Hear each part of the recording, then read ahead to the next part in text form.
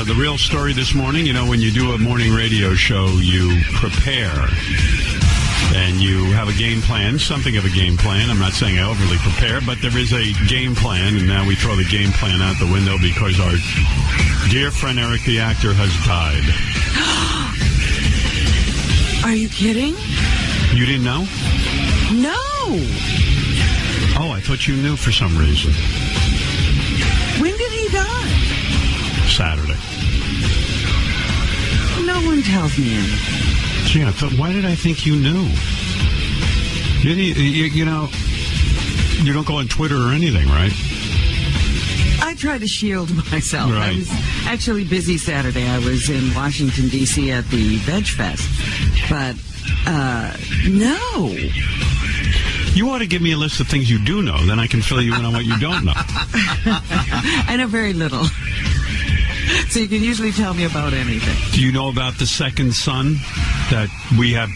They found out on Saturday there's two parallel suns in our universe, and that there's a second sun. We're being pulled by two suns. Yeah, it's hiding behind the sun that we normally see. Really? And you're saying Eric the actor's death didn't make the Veg Fest? Eric would have been so happy when he died, when it was official that he died. And we'll talk to Jan, we'll talk to Shuli. Shuli, you can come in, because I think Shuli was... He's like the widow. Well, Jan's got all the information. Really the winner. Right. Yeah. But Eric would have been so satisfied in knowing that... Here, his death was announced in Variety, right? Really? Yeah, there was as soon as it became confirmed that he had died,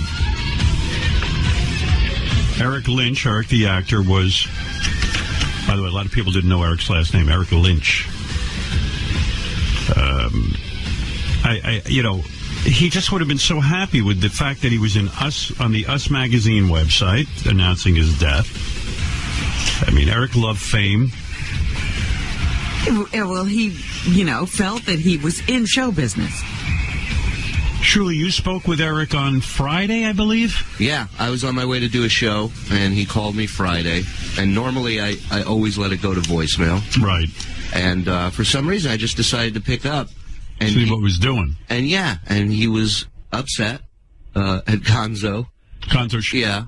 And he was just ranting. What had Gonzo done this time? So apparently Gonzo had prank called a gay relationship show on the internet. Oh, I see. And he prank called as somebody who was in a relationship with Eric. Right. And they called as Jan. And Eric. Oh, my goodness. And Eric didn't like it, and he called me upset. So I told him I would handle it, but could he call me right back and leave me a voicemail about it? I'll play you some of it. Eric always called us every morning on the voicemail. There was always a message from Eric waiting, upset about something or other that was going on. But on the phone... So his death was sudden. It wasn't, you know... Jan, what happened? And, Jan, you've taken care of Eric for... I think it's 9 years. 9 years, right? Well, almost 9 years. Almost 9 years. I mean, Jan more than anyone... Jan, Eric announced to us just on, I guess it was on Tuesday, last week, Tuesday show that you, of course, had to leave him because you have to take care of your parents, and that came up in your life. And I think, Jan, more than anything, Eric really adored you, loved you, because he was also dependent on you. I sensed real sadness and fear in Eric because... From that announcement, because his parents... would now be taking care of him, and I think in a lot of ways that represented his freedom being taken away, right? I think some parts, yeah. Howard, the day that he died was technically Jan's last day. Right. Working wow. with him. And I really think that, literally, his heart was broken. I think Eric had a broken heart because Jan was such a good friend to Eric. You guys became friends in high school, right, Jan? Junior high. Junior high. So Jan was while people were picking on him, Jan stepped up and, was a friend to him. Jan, how did you end up taking care of Eric? How did that all come about? When his dad retired, his parents moved up to the mountains, and he got bored up there, and his parents called me and asked me if I would move in with them. Oh. And in the city. And it wasn't your life's ambition to take care of Eric, but it just sort of worked out that way. Yeah. I know you're broken up. Tell me what happened. Eric seemed fine on Friday when he spoke to Shuli. Was he complaining of anything? I'd say about Thursday night, the normal thing, he always has stomach issues because of his diet and stuff, started. And that was normal. And then Friday night, I told him he didn't look too good. He should call his parents and go to the doctors. And he said, no, it's just my stomach. I was like, no, you look a little jaundiced. And he said he felt perfectly fine besides his stomach. And like everybody said last week when he called the show, he sounded perfectly fine. Yeah. And then Saturday morning, he woke up. He had to use the bathroom, and he said he felt unstable, and he wanted to call the ambulance. So we called the ambulance, and when they showed up, his blood pressure and stuff was pretty bad, pretty low. They got him to the hospital. They got that all stable. They did tests, and his kidneys and liver started shutting down. And pretty much around about 3:15, his body just shut down. 3:15 in the afternoon. Well, you know, Jan, I hear the pain in your voice. I loved Eric. I truly, truly loved him. I mean, when Eric would call in, I got so excited because he was the greatest. And what I loved about Eric, Jan, maybe you feel the same way, I don't know, but what I loved about him was that here was this guy afflicted with everything on the planet. I mean, you couldn't have gotten worse luck dealt to you. And Eric didn't view it that way. Eric wasn't a guy who acted any differently than any of us. I was always amazed how feisty he was, how pissed off he was, how he called me Big Nose and Gary Beavertooth. And what I loved about Eric, most people in Eric's condition would be bitter. But Eric loved life. He loved watching TV. He loved celebrities. He loved show business. He loved wrestling. He was passionate. He was a real fan. He was a fan. And I was like, oh, my God, Eric, you know, you see so many people who, let's say, are in a wheelchair or who have Eric's, all of his physical deformities, really. And his foot, it was club-footed. His foot was turned around. It was a whole thing. Couldn't walk. And out of all of this, he still carried on like a maniac. Yeah. And it was the greatest. I said, One of the best things would be all of the demands. Johnny hasn't done this, and Johnny hasn't done my that. favorite Eric moment, Jan, was, I have a couple when I think about him. I'm thinking about, you okay, Jan? Yeah, I'm fine. Yeah. I think my favorite moment, well, I have a couple, and I'll play some of them. But my favorite moment had to be when Eric had gotten a job on a TV show that we got for him in plain sight. And he had to go down to New Mexico, but he was afraid that werewolves lived in New Mexico because Johnny told him, he read on IMDb, that there are werewolves in New Mexico. I was there for this. It was amazing. Yeah, and it was the greatest thing as I go, here in the middle of everything, Eric says, look, I don't want... He's demanding. And I convinced him, I said, do you think they'd put all their actors in danger with werewolves? I didn't try to convince him that there weren't werewolves because he wasn't hearing any of that. I believe he requested silver in his writer. Yeah. Right, yeah. Silver bullet. I really think he did. Just silver, because he could use it. And there was my other favorite Eric moment was someone had really bummed out Eric. If you remember the story, Eric, I remember it like it was yesterday. Eric called in. He was completely pissed off. There was a guy from his high school going around claiming that Eric ruined high school because Eric forced him to put in a wheelchair ramp, which wasn't true. And Eric was so bent out of shape about it that he called up Johnny and he left him a voice message. And he said, Johnny, this guy's a pain in the ass. Take care of it. You know what to do. You know what to do. And I was like, this guy's like a little mafia guy, he's like, and I know Johnny was thrilled because Eric actually sounded like one of the mob bosses that Johnny grew up around. It was the great. I got to just play it for you. Oh, here's Eric the Midget. Let's find out. I'll get him on the phone. What are you, nuts? What are you, nuts? Eric. So what? So what? What do you think, you can call a hit on someone? That's a felony. I wasn't calling a hit. Johnny knows what I'm talking about, not a hit. What are you talking about? Then? Him to, like, find someone to teach this kid a lesson. Oh, you want him legs broken? Or Beat up. What do you want done to him? Because Johnny's got to know what to do. You leave a message like that, Johnny thinks he's supposed to go kill him. Hey, Howard. Eric, I want to hear this message you left Johnny. Received yesterday at 1:26 a.m. Hey, Johnny, did you catch the replays to that dumbass that was supposedly from my school called in and said that I ruined the school because of having them do construction and everything? Find that guy. His name's Jerry. You know what to do. You know what to do. Just find him. Johnny, how did he get the impression that this was what you do? That that little gangster, okay? You know what to do. Oh, my God. Jan, so you get a call that Eric has died from the hospital, that they call you? Are you the person they call? No, I was there. You were there? Yeah, he went with him to the hospital. All right, tell me what you're feeling, Jan, because you must be in shock over this. This is a guy you spent every single day with. Did you ever have a day off even? Just a little bit during Christmas time. And you, and yeah, it was complete shock because it was out of nowhere.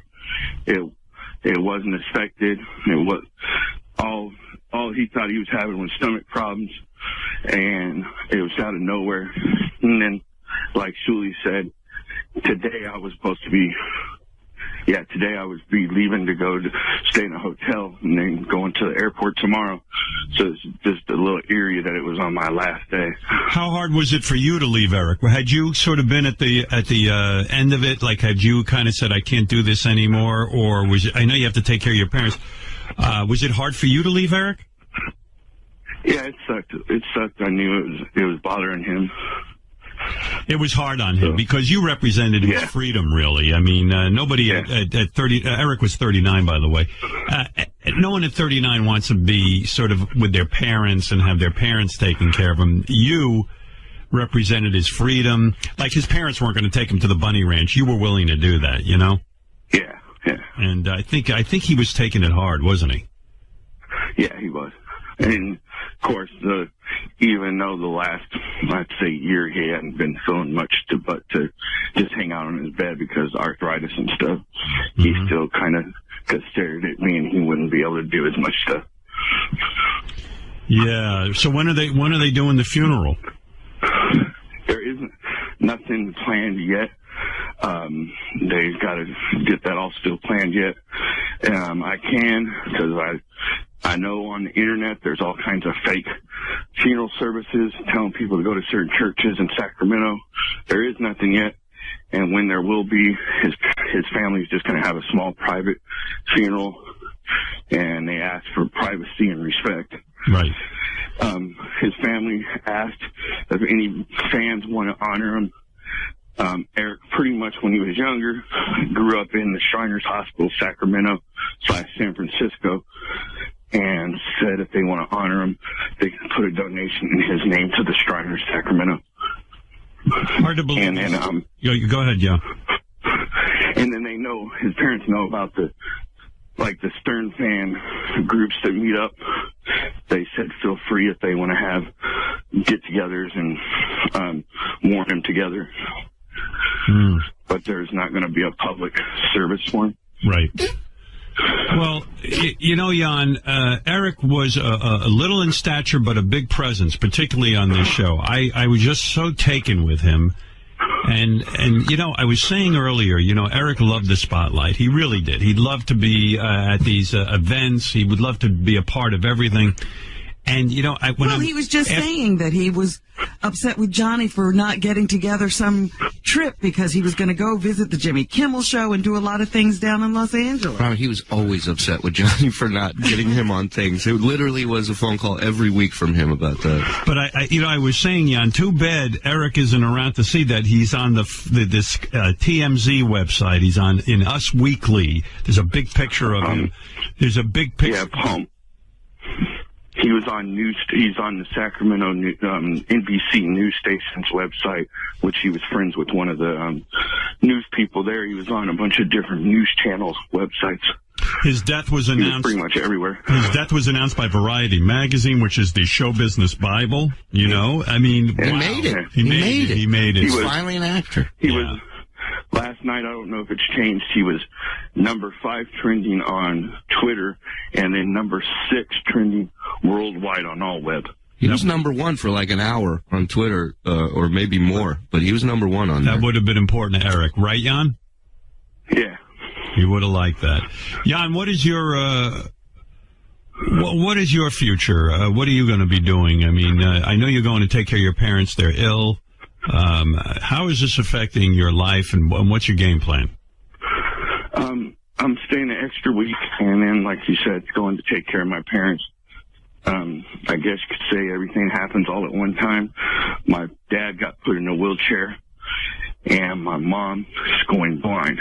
So I'm going out to help them and stay You're a with good them. dude, Jan. I'll tell you. I mean, there's nobody more giving than Jan. I mean, to hang in there with Eric all those years and give Eric his freedom in a sense. And Jan wasn't getting rich doing it, as you know. And now to be a caregiver to your parents. You're a very caring guy. I don't know much about you, but you strike me as being incredibly loving. Thank you. Yeah, I wanted to say that to you because his whole adult life, he's been taking care of people. Jan, you ever get angry about that? Do you ever say to yourself, who's going to take care of me? No. Are you religious? Yeah. Yeah, I was going to say, you're more like Jesus than Jesus. I mean, Jesus was running. I don't know about that. I think so. Jesus was just kind of running around. He had groupies. He had all kinds of, I mean, Jesus, Jan, he stopped by the sick, but he made him well. So. Yeah, but Jan really, he doesn't mind being the guy behind the guy. He's just a good guy. Right. He never wanted to be a part of, the spotlight. He let Eric have the whole thing. Yep. And I've seen Eric interact with Jan backstage. Jesus wouldn't have put up with that. Jan is a guy. Trust me. Would Eric yell at you too, Jan? Would he get angry with you and give you short? Were you the one person he wouldn't give to? Not really yelled. Just talked to me with attitude, and it was usually after he either dealt with a Stern fan, right, or on the show and got pissed off at something on the show. I sensed he always enjoyed. Jan, you correct me if I'm wrong. Feel free, but I always sensed that he enjoyed even the interaction with Gonzo. Like it just gave him, something to do. You know what I mean? Gave him meaning. I guarantee you, he had a fighting bug in it, and he liked to fight. Yeah. Because he was one of the only people I know that believed if people were talking to him and being wrong, if he didn't pay attention to him, he lost. Most people would see it that he was losing and they were winning by him going back and fighting with them. But he's seen it the opposite way, so he definitely liked to fight. Did you ever have moments of Eric, Jan, where like Eric would turn to you, and be the real Eric in the sense that, we knew him on the air, and whenever you're on the air, it's always an exaggerated personality. Did you? A lot of people couldn't distinct show in reality. Was Eric a sensitive guy underneath it all? Oh yeah. He was. I'd tell you, the first time I met the real Eric is after a show I took him. We all went to a strip club, and I went right to the front of the stage with Eric, and when we were taking turns crumpling up dollars and throwing it over to the dancers because they were a little far away. And when the girl was done, this stage had a curtain that dropped down, and Eric and I are literally at the front of the stage, and the curtain dropped down on Eric and me, like right on our heads. And I immediately freak out, and I pull him out, in his wheelchair, and I'm like, "Are you okay?" And he looks at me and goes, "What a way to go." Eric loved women, right, Jan? I mean, that was the thing. Was the highlight of his life, and I want you to answer me, was one of the highlights, or certainly maybe the highlight, was when we got him laid at the Bunny Ranch. Am I correct? Yeah. Yeah, I mean, the poor guy was sort of saddled with this body that, he couldn't really ever be treated like a man because he was so dependent on everyone. And when he went to the Bunny Ranch, for once he felt like this is what it must be like, you know what I mean? To just be normal and have a chick into you. Yeah. If you remember this, is what I want to know. That was Cherry last night. Cherry last night. Yeah, me last night. Cherry, was he good in bed? I mean, did you have an orgasm? I'm good on him. Yeah, he did not have an orgasm, but he had one. No, she managed to make herself. Yeah, you did. You did have one. Yeah, I did. I see. Last did you night. have to touch your clitoris to stimulate He yourself? actually can touch my clit. You were playing with her clitoris, Eric. You knew how to do that. Yeah. Where did you learn that move? In porn? Yeah, I guess from watching that. I see. All right. So you knew exactly what to do, huh, Eric? Pretty much. Wow. I'm sure all the whores at the Bunny Ranch, their panties are at half-mast today. Yeah, they are flying a flag at half-mast. They seem to like Eric, the girls. They did. Well, this is the thing about prostitutes. They seem to like everybody. Well, that's what I love about him, and that's why I felt good about Eric going there, because, I knew Eric, Jan, Eric beat the odds. He was a guy, they told him as a teenager, he wouldn't even live to be a teenager. Didn't they tell him that? Yeah. He was honoring, told him no, he'll live a full life. So yeah, and he told all doctors that.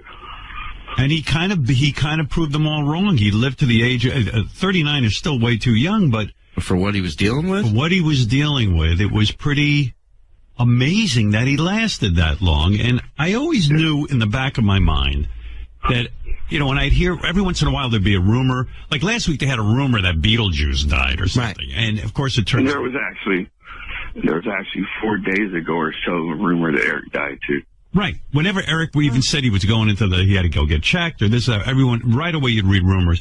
And when I first heard, I know around here, they said Eric might have died because no one believed it. And I didn't believe it because really because I knew Eric's situation with his health, I knew that we'd lose him at any time. I knew it. But I never really thought the day would come.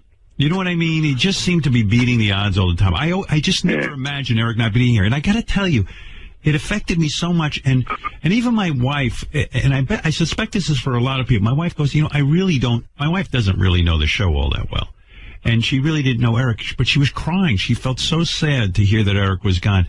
And she couldn't explain why. She goes, I don't know why. I feel something about this. And that's how I think all of us are feeling right now. We didn't know Eric personally, but we knew him over the air.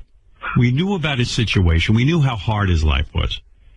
And I always knew that. And I always loved giving Eric airtime. Eric loved airtime. There was one time he called in. He was so pissed off. He left a voice message for me. He was angry that he couldn't give it on the air.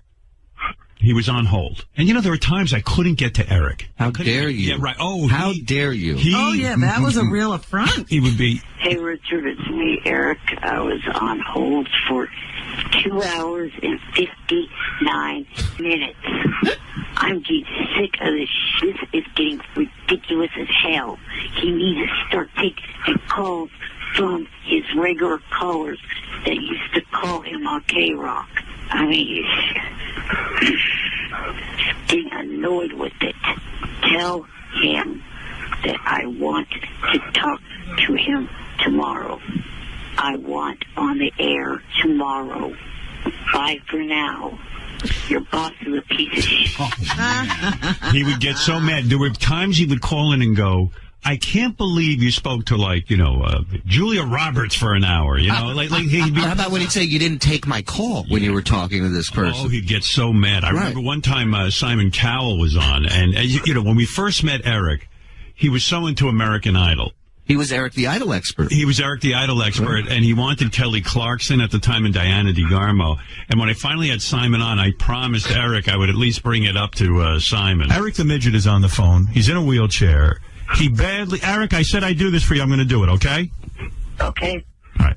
The kid wants to have either with Kelly Clarkson or Carrie Underwood. He wants a date, is what he's. And he wants you Thank to. you, Robin. You guys. Well, he's hoping it'll lead to either a hand release of some kind or something. And he's probably not long for the world. How much longer do you have to live with your condition, Eric? I've outlived what the doctor said. How long did they give you to live? How long did they tell you would live? They said I wouldn't make it out my teens. So this is borrowed time. This is borrowed time, okay, you guys. So we're talking about seconds here. Right. Eric, can I suggest something? Why don't you go for someone who maybe made the top 100 rather than the two winners? That's Look, what I the said. guy is going to die. No, but they're not For even. the top. But they're not even the cute ones. Simon Calgers, we're talking about... One of my favorite memories with you and him was when you were first signing on to do AGT, and you had him on the phone. Right. And you pitched him an idea. You said, what if we come back from commercial, the camera pans the judges' tables, you're sitting on my lap. Right. We don't ever explain who you are or why you're there. Just put him there. Would you do that? And his reply is just a pause, and he goes, I'm 37 years old. That's one of the best responses ever. God, that's so great. First time he ever called in. Was about, when was was about that? Kelly Clarkson. Yeah, it was about Kelly Clarkson. He wanted to defend her. I think Because you called her. And called her Friday. fat in it. Yeah, I called her fat, and Eric just was beside himself. But Friday was his 12-year anniversary. Is that right? Yeah, Wow. and I was supposed to see Thursday. I was supposed to do an interview with him for the news. He texted me. He said, "My stomach's not doing well. Can we do it Friday?" Right. So Friday, I had the story from Thursday plus his anniversary, and he usually 1 o'clock our time. He's usually up on the West Coast. He wasn't up like he normally was, and we missed each other, and he never let that happen. You know, you're right. I see here September 19th, 2002, this clip is from. Eric, how old are you? 27. What's wrong with you? There's something wrong, right? Well, I'm a disabled person. Yeah, okay. You're a guy? Yes. Oh. I'm only 3'5", 3'6". We got to get you down here. 3'5"? What are you, a midget? Yeah. And what are you, ill or something? No, it's just it's 5 o'clock in the morning here. Are you shorter than Mini-Me?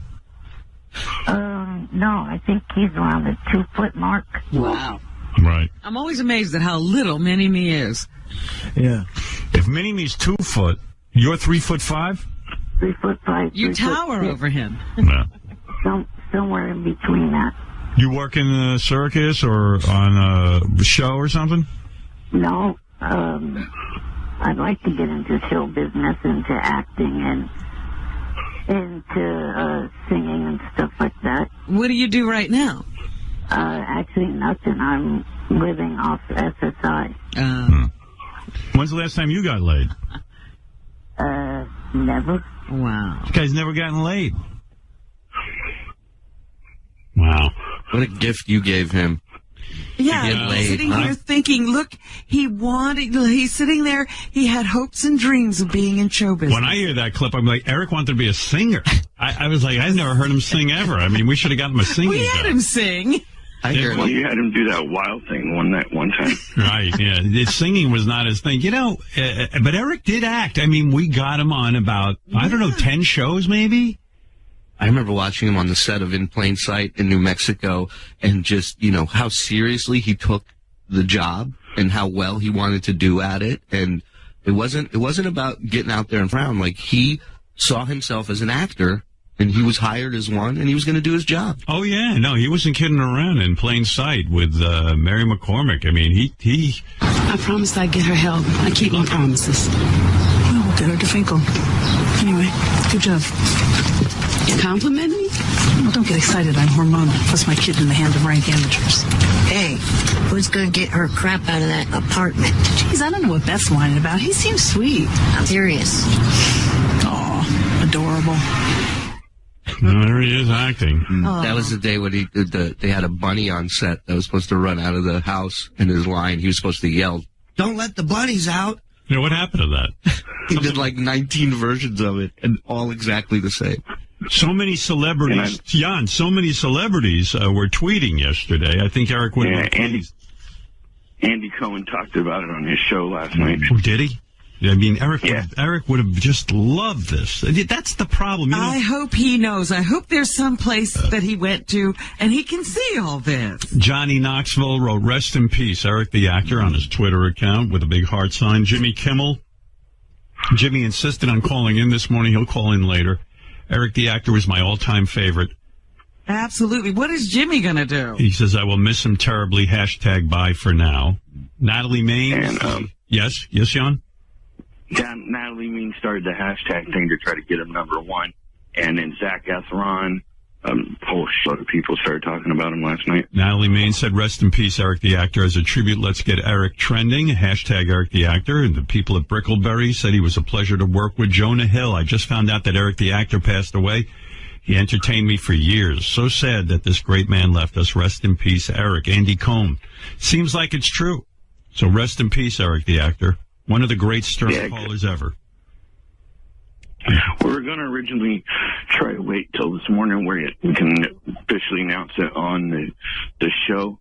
But then family members and friends from high school seen it on family members' pages and started posting it on my page. And started rumors that he was dead. Well, it seems like everyone knew but Robin. Yesterday. Robin was actually shocked when I told her this morning. VegFest. Yeah, I heard. Right. Because, Robin, at VegFest, they don't know Eric the actor, I guess.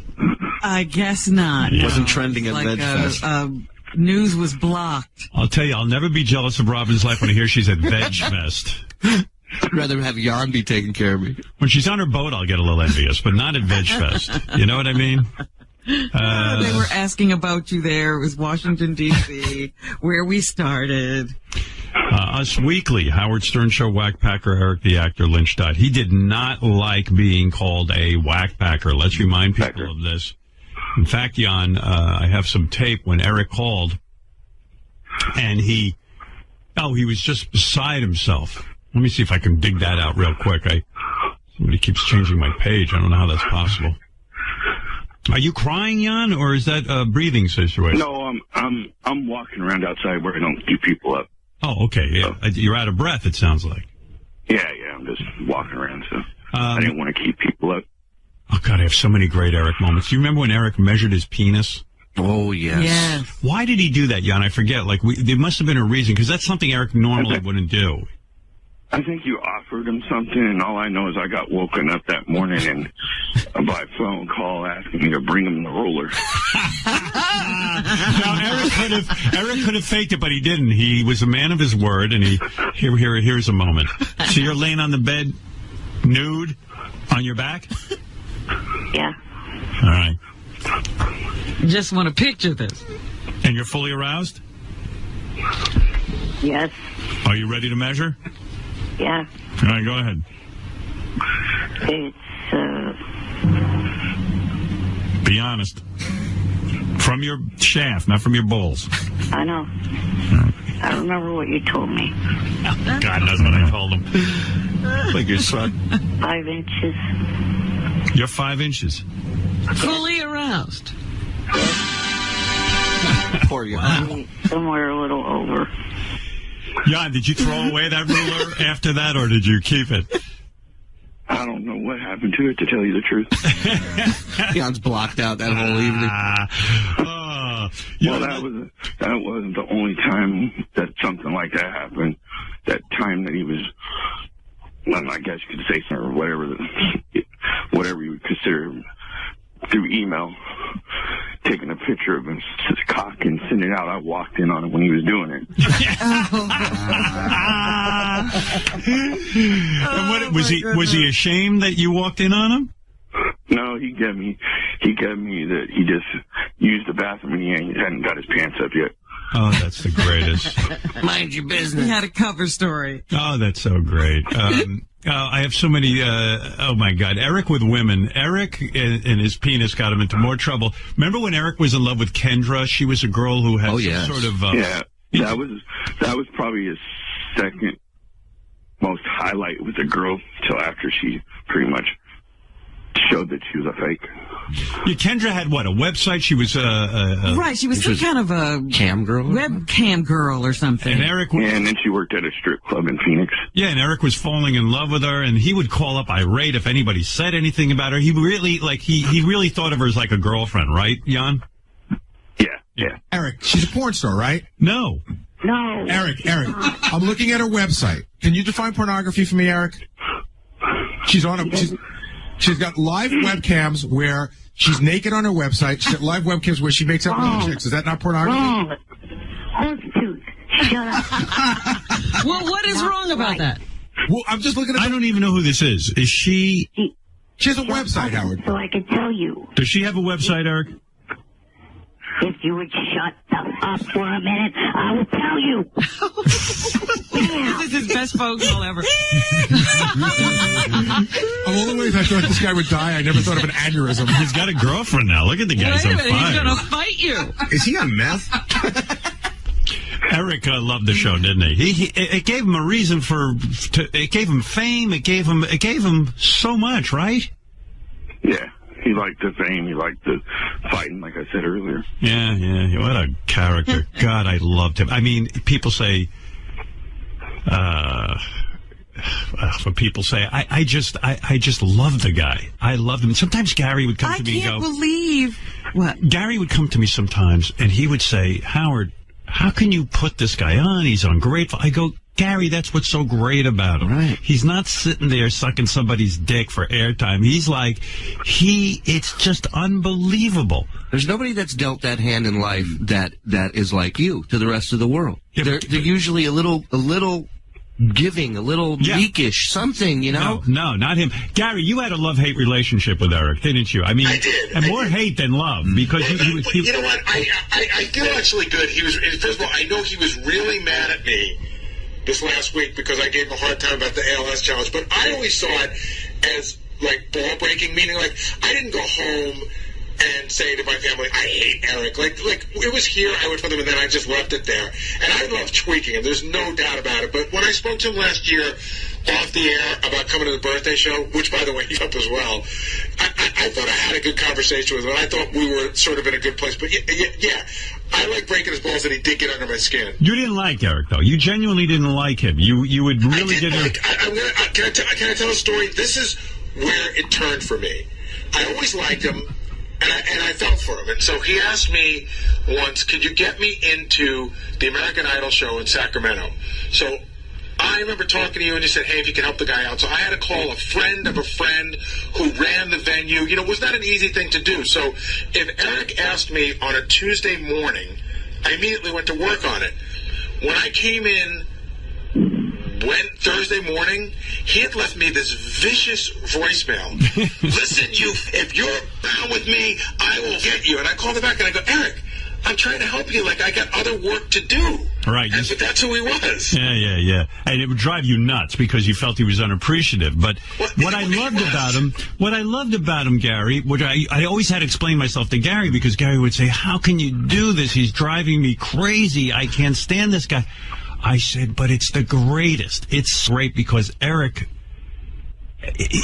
by all accounts, with his afflictions and everything he had going on, you would think he would be this meek guy. Like you said, Shirley, he wasn't. He was a guy who would mix it up and be ornery. It was crazy the way he was. He'd yell at you if you were trying to help him. Yeah. No, he wanted he wanted no favors. He was entitled to and you better give it to him. That's why I feel like Jan must have had like such a wild time with him. I mean, because as much as Jan helped him, he probably got yelled at too.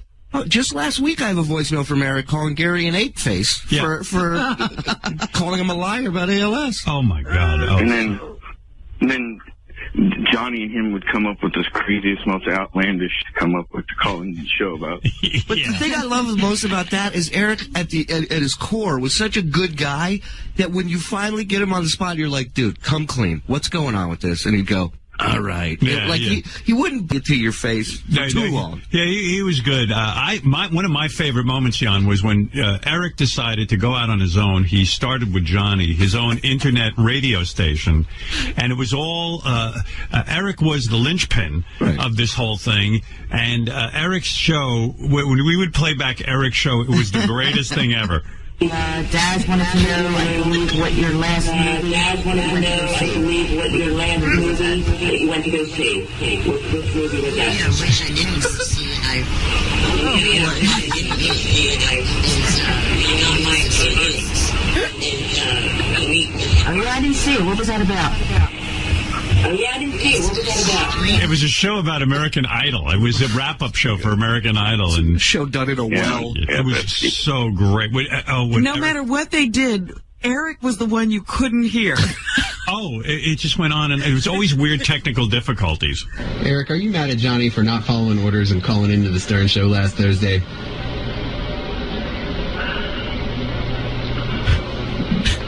Well, it was really not any orders. When I made this statement that I made the other day, you couldn't write this stuff. I knew Johnny wasn't calling in anymore. I was basically. You couldn't write this stuff. Oh, it was That's amazing. a great question. Yeah. Jan, it was unbelievable, right? And then there was one point Eric then Eric gave up on the American Idol show. He decided to have a country music show. And the country music show, the problem was the music was louder than Eric.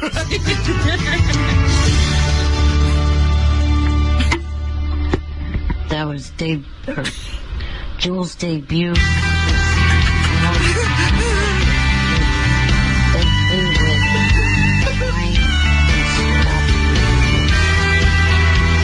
He's doing a talk-up right now. She's crazy. A demo on how not to do a radio show. Oh, my God. I would say, Eric, we can't hear you. It didn't matter. Like Christopherson would do.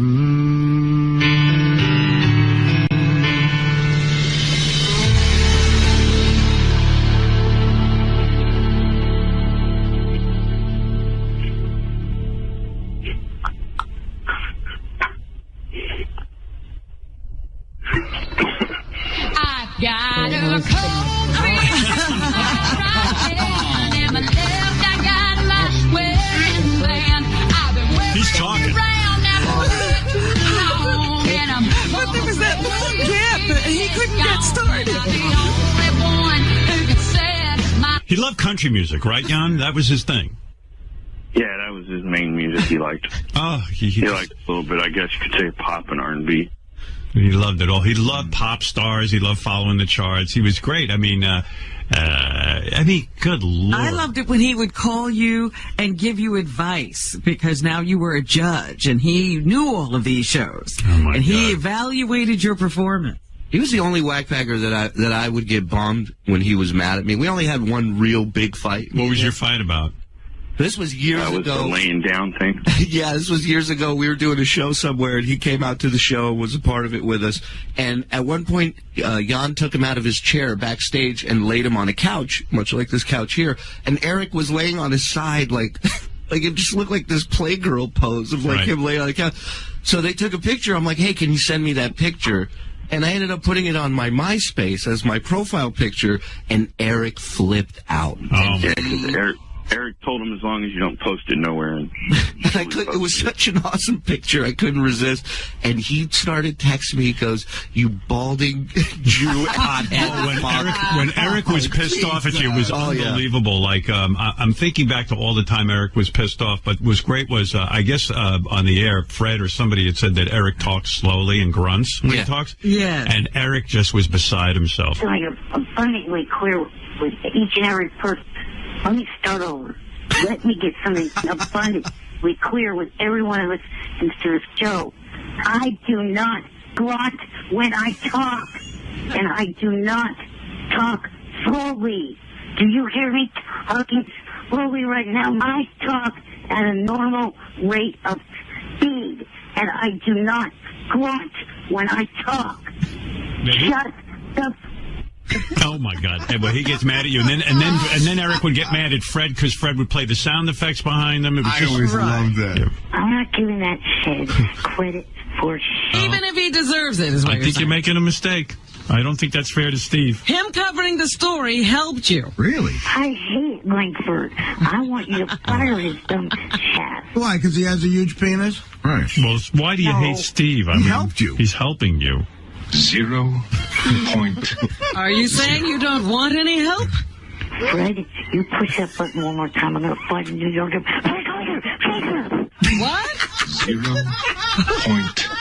0.0. I'll meet you at JFK.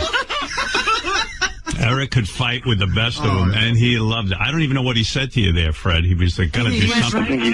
He was just mad because, like, I always interject these little things, and he says, I'm going to fly to New York, I'm going to break your fingers. Is that what he said? Yeah. It was beautiful.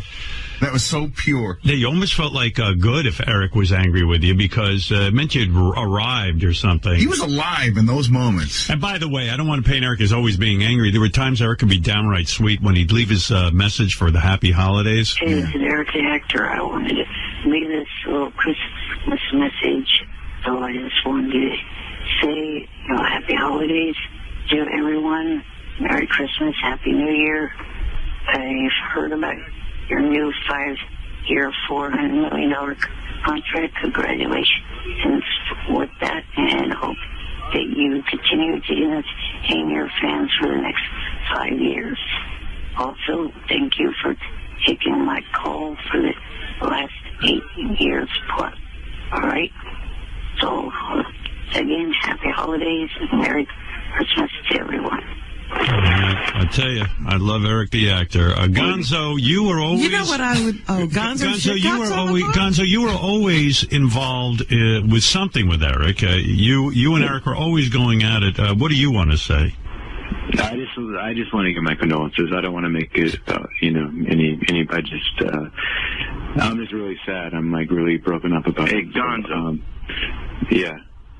Isn't it a little too late to come start saying all this stuff and turning your Twitter page around? Yeah, and I mean, even when Eric was alive, I never really did that much. I never really, fucked with Eric that much. I just, it was the all worst good one. fun. Since he got on, the worst one is Pollyanna Haas, or whatever you want to call her name, the nurse practitioner that she supposedly took care of her patients, but was able to send people to her house on Craigslist and all this stuff all day long harassing. She has the nerve to harass Eric 24/7, then ask for the obituary and ask to come to the funeral. That was the last person Eric would want to have anything of his. Gonzo, you said this is officially your last phone call to us. Well, regarding Eric, yeah. Well, Howard, Eric's last voicemail to me, literally his last request is that Gonzo never gets on the air again. Is that right? Yeah. But I sense that Eric, as much as he didn't like Gonzo, I think Eric liked the three-ring circus of guys like Gonzo with him all the time. Jan, am I wrong about this? Oh, no, he liked the fighting part. Yeah. But he hated the people that he was fighting with. Right. Well, and in my defense, by the way, I never really said that, like, mean things about Eric. It was always like, Eric starting wildfires or Eric's. Right, it was absurd stuff. Right, Yeah. It was just to have fun with Eric. And I was truly, like, devastated when I heard the news from Friday. It was just, my condolences, and Jan, my sincerest condolences to you. Like, I really do feel I'm shaken up about it. Like, All right, Gonzo, thank you for the call. All right, thank you, Howard. Right. Anybody? Yes, Jan. For anybody that thought Eric was incompassionate and selfless and all that, he did that on the show. But the last thing Gonzo did that pissed off him so bad was all on me. It wasn't even about Eric, really. It was on me. Yeah, because sometimes it could go too far. Gonzo calling into a gay, black gay relationship show as me saying that he was getting abused by Eric. And Eric was 2 foot tall. And I worked for Eric for 15 years, which was all. And anybody that knows the truth maybe that was. Well, that's the best part of Eric. Well, I mean, no one ever believed anything Gonzo did. I mean, it was absurd. Yeah. But he would get the whole premise wouldn't upset Eric. Just one little fact that Gonzo got wrong would upset Eric. Hansy, go ahead. You're on the air. Hello? Yes. What's going on, man? Well, you know what's going on. Eric has died, and Eric was our friend, and we loved Eric. No, I know. I didn't mean literally what's going. Okay, I just want to say I'm gonna miss Eric. What's it called? He was like one of my favorite parts of the show, and one of my favorite memories is when like he got mad at Jimmy Kimmel because Jimmy Kimmel said that his hand was like a soft peach or something. Like he said he shook Eric's hand. It was like a rotten plum. Yeah, I thought it was.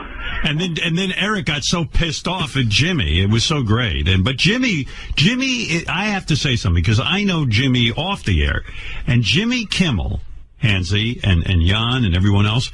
Jimmy Kimmel was literally the biggest Eric the Actor fan. So big that I know that Jimmy regularly gave to his Amazon wish list. And that, yeah, and Jimmy was just fascinated by his phone calls.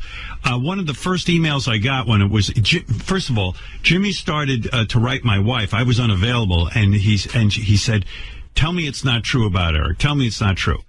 When he heard the news, he was devastated. And really, really devastated. I mean, he just adored him, and really said to me, it was weird because I guess we had been playing something of Eric's on Howard 101 while we were away, and he said I sat in my driveway for 20 extra minutes listening to Eric the Actor. I mean, Jimmy, is there a bigger Eric the Actor fan than you? I don't think. Well, first of all, let me say what an honor it is to follow Hansy and Gonzo Shin right. Our little pal Eric. I really did love Eric. I mean, I don't know. I mean, he was, everything about him fascinated me, and I don't think I was the only one. There's so many great, and I don't think Eric would have liked to be called a whack packer, but there's so many great ones, and I think the fact that Eric had no respect for you whatsoever, right, is what I liked best about him. Because you sit there and talk to this tiny little guy in a wheelchair, and who lived with his parents and really didn't have a whole lot going on outside of watching wrestling and American Idol. And he would argue with you as if you were equals, and you would argue with him as if you were equals. And I mean, I guess you really were, because you both kind of took that position, and I just love that. I really do. Jimmy, I think you summed it up for me because, you're right. You think that a guy who had absolutely so little going on and really needed me for, trips to the Bunny Ranch or needed me for his fame fix, it didn't matter. What was so fascinating was he would just give me every single day and stand up to me. But not only that, he'd give you advice. But yeah, that's what I love. He'd call you and give you advice. And anybody else would have just been begging me and kowtowing to me because I had this power to put him on the air. But it was precisely that he didn't give me that made him great. I've been listening since the 90s, Howard, and he is, as he would say, the only normal caller that I would remember that fought so much with you. Yeah, absolutely. None of the other ones would fight so much with you. Absolutely. Jimmy, yes, this really is devastating, isn't it? Oh, it's terrible. I mean, it really is terrible. I was trying to explain this to my parents yesterday, and they had no idea what I was talking about. But I really, yes. But I had a lot of affection for the guy, and I just can't. It's so sad that he's not gonna call in anymore. I mean, there were many times where he said he wouldn't call in anymore, and that was part of the fun. The longer it would go, when you knew he was going to finally break down and call in because he'd be offered a bit part on some show, and he'd have some reason that he'd have to break his vow and call, and that was always such added in the negotiations with the balloons. And Jimmy, do you remember? I think the greatest moment was Eric had banned himself from the show. He said, "That's it. I'm never calling in again." And it had gone on for the longest time, like weeks, literally. We hadn't heard from Eric. And I remember sitting here on the air. I would be looking. How long did it last, Jan? 3 months? 3 months, I think. 3 months. So for 3 months, I hadn't heard from Eric, and I got really weirded out about it because, I loved Eric's phone calls, and I thought, wow, maybe he's for real this time. Maybe we really lost him. I don't know. This sucks. But, of course, if I begged him to come back on, it wouldn't have been any good because then it just wouldn't work. It has to be Eric wanting to come back on. So, and he was listening, too. He was texting me through that whole time. Yeah, and it was driving Eric crazy. So finally one day, we get a call from a guy named Derek. Right. Derek from Texas. Derek from Texas, who started calling in, and of course it was Eric. He could not disguise his voice. He put on a little bit of an accent. And now that he's gone, we can reveal the secret. Yeah, and I played along. I would just be Derek. Eric can never call in again, but you all talk to. And he's like, yeah, that's right. Howdy, y'all. Derek, the actor, might have been my favorite of all time. And once in a while, he'd screw up and call himself Eric. Right. It was so He'd lose great. the accent in the middle of the sentence. Jimmy, what was your favorite Eric, the actor moment? Turned out he had a lot in common with Derek. With Derek, the midget Derek from Texas. Yeah, they were almost the same guy. They both wanted to be actors. They both wanted acting parts. It was great. What was your favorite remembrance of? Well, for me, it was the balloons. I mean, you know that off year I became obsessed with the idea of flying Eric with balloons, and almost to the point where I think I was pestering you about it. You were. There was no price I was unwilling to pay to get to make that happen. And it still amazes me that after all the pressure that we put on him collectively, really to do something that wasn't such a big deal, but that he said no, and he just wouldn't do it. And he would say no matter what they would offer. Yeah, he really would. But what was great about it was there was no way we were going to fly him with balloons. Like there was no way, but just telling Eric he was going to fly with balloons. Because first of all, the idea of attaching balloons to a wheelchair and getting him up in the air in the studio. And then I really had this horrible panic that we fly Eric with balloons and he flew out our window up here. And you never see him again. He'd be on the 36th floor and he'd just be flying around for the rest of his life. I was more afraid of flying Eric with balloons than Eric was. And I would call him off air and offer him things just to gauge like how against it he was. There was nothing you could offer this guy that would make him agree to that. And when Jimmy says that he pestered me, I was not flying Eric with balloons ever. But Jimmy was serious about it. And he goes, no, we can do this. You got to make it happen. You got to make it happen. And literally, I'd say 2 or 3 emails a day for a while from Jimmy about flying Eric with balloons. I studied it. I figured out how many balloons it would take, and that it was indeed possible. But well, you know what? I really admire him for not doing it. He had so much self-esteem for a person who, if it's a lot of people who have everything don't have any self-esteem, and he really, he knew he was great. Jimmy, he loved life. Jan, am I right? Eric, despite all of his pain, all of the predictions of his early death, all this stuff, he loved life. The way he embraced wrestling, and he embraced the show, and he loved it. I wish everyone had a love of life like Eric did. Well, I'll say a couple things about Jimmy. The one thing when it come up about when did he meet Jimmy the first time, the one thing he would bring up the most was the first time he realized Jimmy was really a fan and was really cool was the first time we went to the studio. We were about 6 blocks away, and he sent his cousin Mickey after us to give Eric a jersey from the Sacramento Kings. And Eric would bring that up a lot when he talked about Jimmy. Yeah, Eric was grateful, believe it or not. Yes. And then he, I guess you could say, used Jimmy.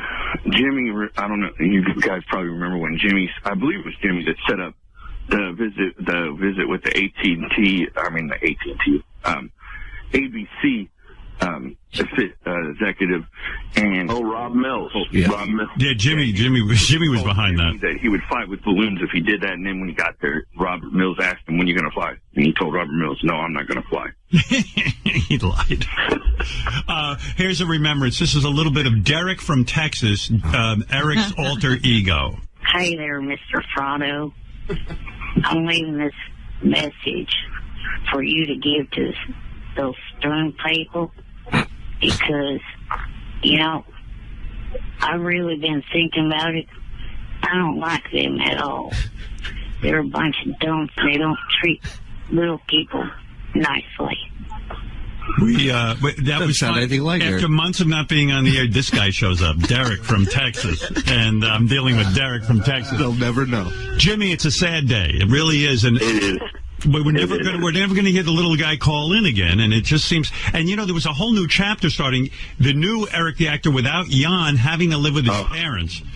And right, and we didn't know how that was going to play out. Well, I heard that, and I did feel really bad for him when I heard that story. And I have to say, God bless Jan for taking care of him, because that is a big job, and I think that I wish there were more people like that. That's a pretty great thing. Jimmy, I know that yes, Jan, and I said this earlier to Jan. I said there's nobody with a more loving heart for Jan to devote his life. Now Jan's got to go take care of his parents in the way he took care of Eric. I said this is a guy who gives like nobody I've ever seen. I mean, it's just remarkable. Really remarkable. Yeah, it really is. It really is, and. I think I'm thinking of one other Eric memory when he wanted Johnny Fratto to murder the guy who was mean to him in high school. Yeah, we played the tape. We played the tape. It's so great because Johnny goes, "This kid's a gangster." He gave him the order to hit him. That's it. He knew what to do. He knew what to do. What to do? You know what? I'm trying to remember because Howard, you tried to stop talking to Eric at one time. You said that you would never take another phone call, and you broke down quickly. Oh, my God. Are you kidding? I couldn't refuse calls from Eric. Eric's self-ban lasted longer than any of the ones Howard banned him. That's right. Eric would ban himself. And I go, Eric, you can't ban yourself. You're punishing yourself. You love the air. He's going to do it. It never lasted. But once you did it, and you didn't last any time at all. No, you can't. You couldn't stay away from Eric, I'm telling you. Jimmy, you should fly with balloons to honor Eric, I think. You know what? I think there should be. I'd like to see a sculpture built in the park of Eric attached to balloons, and it's something that we could really remember him by. I mean, we got to figure something out to honor him. Well, it's funny. Somebody on the internet I saw this morning painted a picture of Eric flying into heaven. Heaven's gates were open, and he was in balloons in his wheelchair. And I'm telling you, I almost lost it. I really did. It was so beautiful. This little cartoon of Eric flying to the pearly gates. Yeah. I think if God demanded Eric fly with balloons into heaven, he would have told him to go there. I know. It's funny. Eric, he's such an unusual guy, or was such an unusual guy, because I still can't help but thinking that a guy in a wheelchair and a guy as sick as he was, if there really is a God, I couldn't imagine that Eric wouldn't wake up every day cursing out God for doing this to him. And Eric had none of that.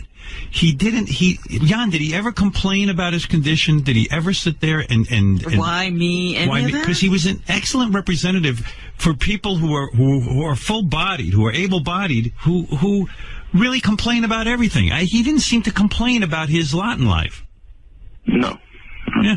I mean, remember also he's the only one with a condition in his family. Yeah. Everybody else. Everyone else was fine. Able-bodied and tall. And the recipe's there for him to be super bitter. Wouldn't it be great, Jimmy, if Eric got 70 naked Carrie Underwoods in heaven? Like that was... Oh, yeah. Diana DeGarmo. Oh, Diana DeGarmo. Oh, if Eric could have just had one night with Diana DeGarmo. Let me tell you something.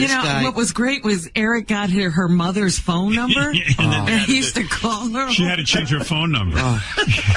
He used to call. I'd say, Eric, you're calling too much. He goes, no. I go, did you call yesterday? Yes. How many times did you call? Like 5. He goes, no, 4. And the mother finally gave up, changed her number. It was great.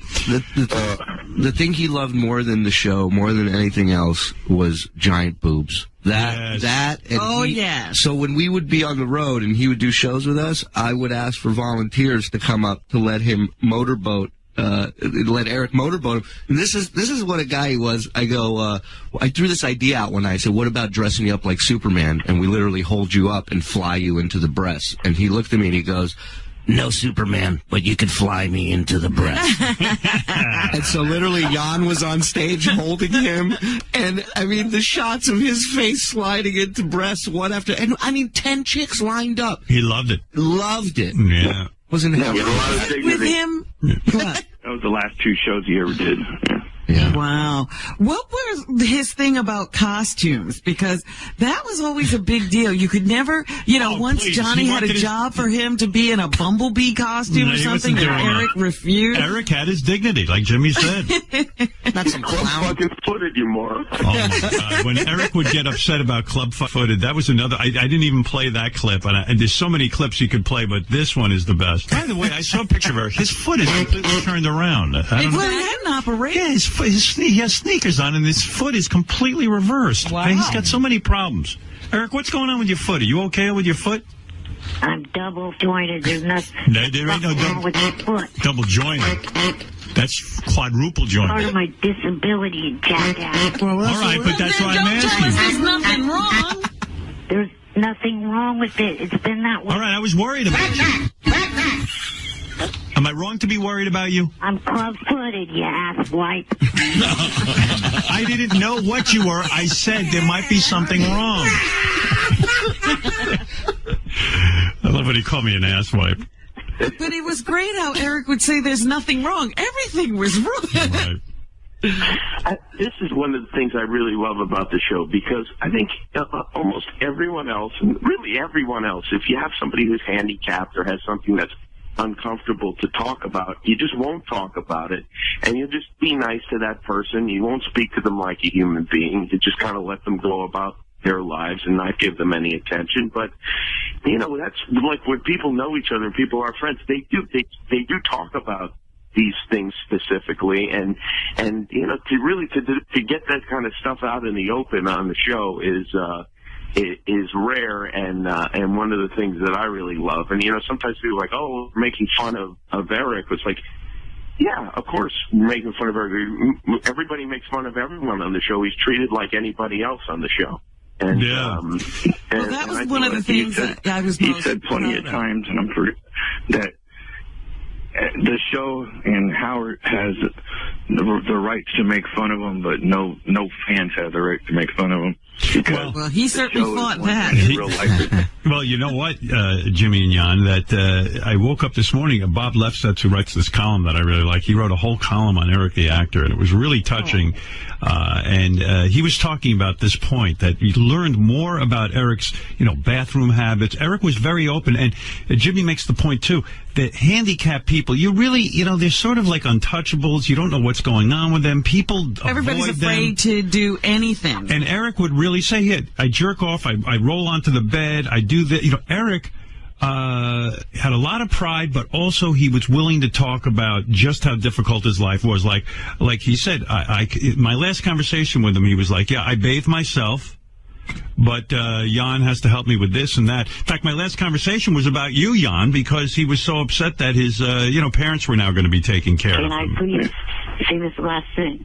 Okay. It's Jan's last week of being here. He's going to leave on the 21st or 22nd. Who's going to take care of you? Who's going to help you? Yeah. My parents. Oh, that sucks. Wow. We'll probably never hear from you again then. What do you mean your parents? Oh, I mean, no. I'll still call in. Doesn't Jan bathe you and drive you and do everything? The driving part, yes. Oh, he doesn't bathe you? No, I pretty much handle that myself. Oh, okay. Well, where's Jan going? Yeah, why is he leaving? He's got to do what he does for me for his parents in Arkansas. Jan is a good dude. All right. Well, anyway, Jimmy, I like that you called in because I knew how big a fan you were of. Yeah.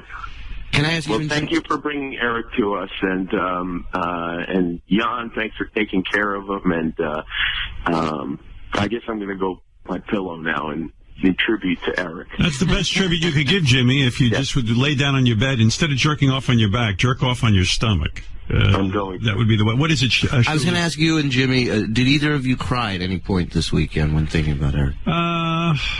Did I cry? I didn't cry, but I got really, really sad. Me too. I had weird feelings of going from, well, first of all, I didn't necessarily believe it because I thought it might be some kind of a publicity stunt, and I was hoping that was the case. I was searching the internet. Some guy posted that Eric had favorited a tweet the night before, and I thought, oh, well, if he did that, he has to be alive. It was a porn tweet, by the way, too. Yeah, I didn't believe. By the way, I didn't believe that he had died at first, and I know Jimmy was looking for information. And I said, I don't know. This could be an elaborate hoax that Eric set up, just to I hope it still is. I really do. Yeah, Jan, if you told us it was a hoax, we'd be happy. Jimmy, yes, that was me on Saturday night. We announced it yesterday, but on Saturday night, where there was no fake ones about it, I went on his page and favored some stuff. Because we were trying to keep it from off the internet till the weekend. So I told Howard. Okay. So that's because as soon as Eric had no activity on Twitter for 30 minutes, he was dead. Wow. Well, all right, Jimmy, Jan. Jan, first of all, I want to thank you for calling in and telling us about Eric's final moments. Let me tell you one more thing. Johnny will probably call in and talk about this too. If you pull up real quick, one thing that's kind of, I guess you could say, eerie, on the Facebook page for one of his fans' page on Facebook, he's sitting in front of Johnny's elevator, and there's angels on Johnny's elevator sitting above his head in the picture. Do I have that picture? Johnny has angels on his elevator? Yeah. Pull up, and his initials. Pull up Eric's main Facebook page. Okay. I'll definitely check that out. That's kind of eerie. All right, Jan, listen, I know how painful this is for you. You were closest to Eric, and you took such good care of him, and I got to tell you something. If there is a heaven, you're going to it, Jan. Be sure of that. You're a good man. Jimmy Kimmel, you're a good man, too. You have a TV show, I understand. It's on at 11:30 at night. Everybody should tune in tonight. You've heard of this? I really only called in for a plug. That's all Jimmy wants. Jimmy, by the way, will be flying with balloons on the Jimmy Kimmel show tonight in honor of Eric. He's going to actually fly out and deliver the entire monologue as he is floating into the sky. There's another whackpacker that wants to go on Jimmy's show. You know about this? Who is this? Underdog. Oh, yeah. Hey, Jimmy, you've been following that? There are no other whackpackers as far as I'm concerned. Today, you're right. You're right. That's the perfect tribute. All right, Jimmy, Jan, thank you. I'm going to go take a commercial break. We've been talking about Eric for an hour, 14 minutes, and I suspect we'll be talking about him a lot more because I see our phones are filled with people who want to speak about him. Jan, thank you for reflecting with us. Jimmy Kimmel, Eric's #1 fan, thank you. Take care. You're welcome, and thank you. Bye-bye, guys. There they go. Jan. I can't believe Jimmy didn't cry. Jimmy cries over everything. Jimmy cried over John Ritter. I would think if anyone was going to cry on the air about Eric, would be Jimmy. Yeah. Is anyone willing to cry on the air about Eric? I thought I would. I lost a little bit on Saturday. Marianne, are you crying? Yes, I was, Howard. I cried all night and all morning, and little Mikey wrote a song that it doesn't make you get down on your knees and cry, but my cry turned to anger, Robin. I mean, how do you not know that it was trending on Twitter that Eric died? I don't follow all of this stuff. I'm not living the life of a social media person. Sorry. It's not a day to argue, but Howard, you gave him so much joy. In fact, I would be afraid to say, anything like Eric did to you, and you know that, and he said it to you, and, that was what we loved about him. He spoke the truth. Jan took such good care of him, and I just don't believe it. It's like, all right, Marianne, thank you. It's so sad, Howard. Howard, we know how much you really loved him and how much he meant to you. Robin, I don't know. It's going to trend. Robin doesn't know what's going on in the news. All right, Marianne. You're right, I don't. It always comes back to Robin. Robin, get my number. You can call me. I'll give you all information if you need it. Robin, you're disgraceful. Thank you. Oh, my God. How dare Robin not know about Eric the actor? For the record, Robin cried at VegFest when she was stuck there. Oh, stop. I'd cry if I was at VegFest. Yeah, me too, like a baby. Yeah, I don't even want to ask Robin about VegFest. That's how crazy. Could there be one exciting thing at VegFest? I got the confirmation that Eric was dead, and it's weird. I went and jerked off. What? People mourn in different ways. That's how I deal with grief. Yeah, I went on YouPorn and watched and I said, I'm upset right now. This is horrible, but I feel like jerking off. And I wasn't going to deny myself jerking off because that's our right as American citizens. Oh, my goodness. Yeah, I watched this was great, fake agent porn where this girl, really hot blonde, is running an agency and a guy comes in and she seduces him because she convinces him to be in porn. The dialogue's the best part of those. The best. Oh, my God. And the guy's like, I don't know. I don't want to get into porn, this and that. She goes, come on. And then she sits down next to him, starts rubbing his cock, and he's like, all right, I'll get into porn. And it's so great. And I came right when she was blowing him, so I didn't even get to see the ending. I like when they go, look, they just have to see on video that I can fuck in the ass, yeah. and then you'll get the job. And big money. Right. But, it's always big money, huh? No, I was laying in bed last night. I'm watching TV. I couldn't get to sleep, and I realized it was because of Eric. Like, I was just, like, kind of upset that Eric was gone, and it really hit me hard when I laid down. I was watching Ray Donovan, which is such a great show. Oh, my God. I know. That show is so crazy. Oh, my God. I love that show so much. Ray Donovan. And see our boy Jay Thomas on that? Yeah, Jay. Yeah, he was great. Man, Jay was great. And, you know, it was just like... then it just kind of, I turned off the TV and I realized why I couldn't sleep. I was like, oh, fucking Eric is gone. It was like, it really hit me hard. I mean, everyone's dropping like flies and I hate being left. I'm so mad at Eric for leaving. They should have. You know what? There were many times, you know, Eric gave us a little scare not too long ago saying he might have to go into the hospital. And we were so worried. And, you know, when he said, no, that wasn't, you know, necessary, they were going to give him another 6 months before they evaluated the situation again, we thought we had more time. Yeah.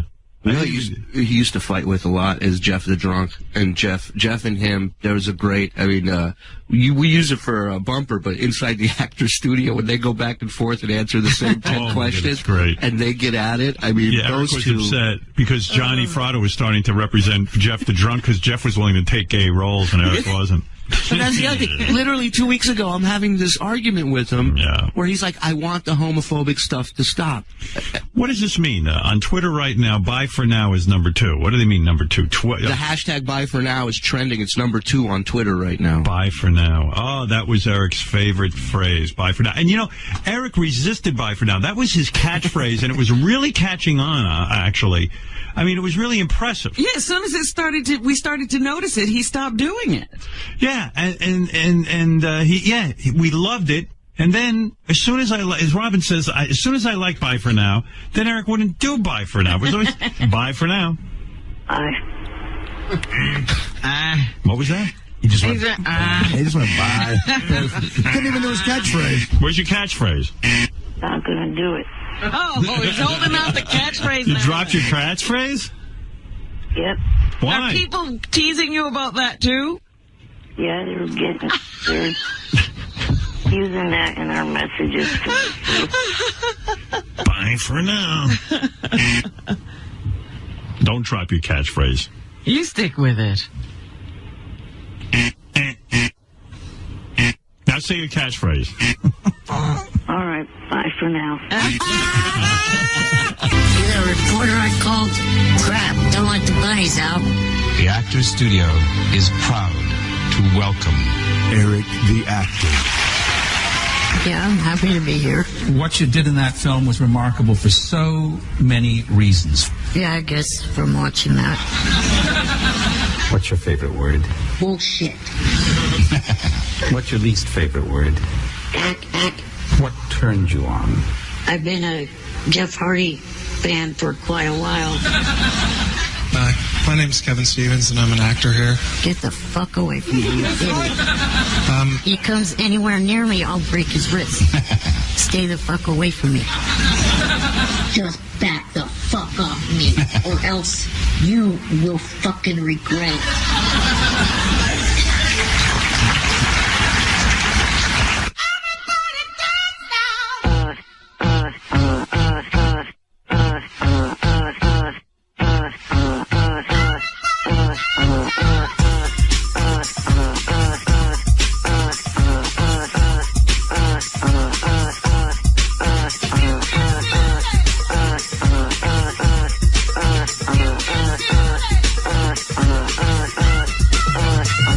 Coming to Broadway, Eric the actor's tweets. The opera. I do not cheat myself. I do not cheat on myself. I've never once crapped myself when I was at the A's game. Go fuck yourself and go to hell, you fucking dipshit! Combining opera's most beloved arias with Eric's majestic poetry. I am not gay. I have never fucked you in my life. Experience the passion. You don't fuck! I do not have cum on my glasses! The excitement. I am not a bug-eyed toad. Go fuck yourself, you pathetic, motherfucking dumb fuck dipshit. The fury. I am not fucking bipolar. I do not have a fucking lazy eye. Go fuck yourself. For tickets, use the hashtag ACAC. All right, a couple of memories of Eric.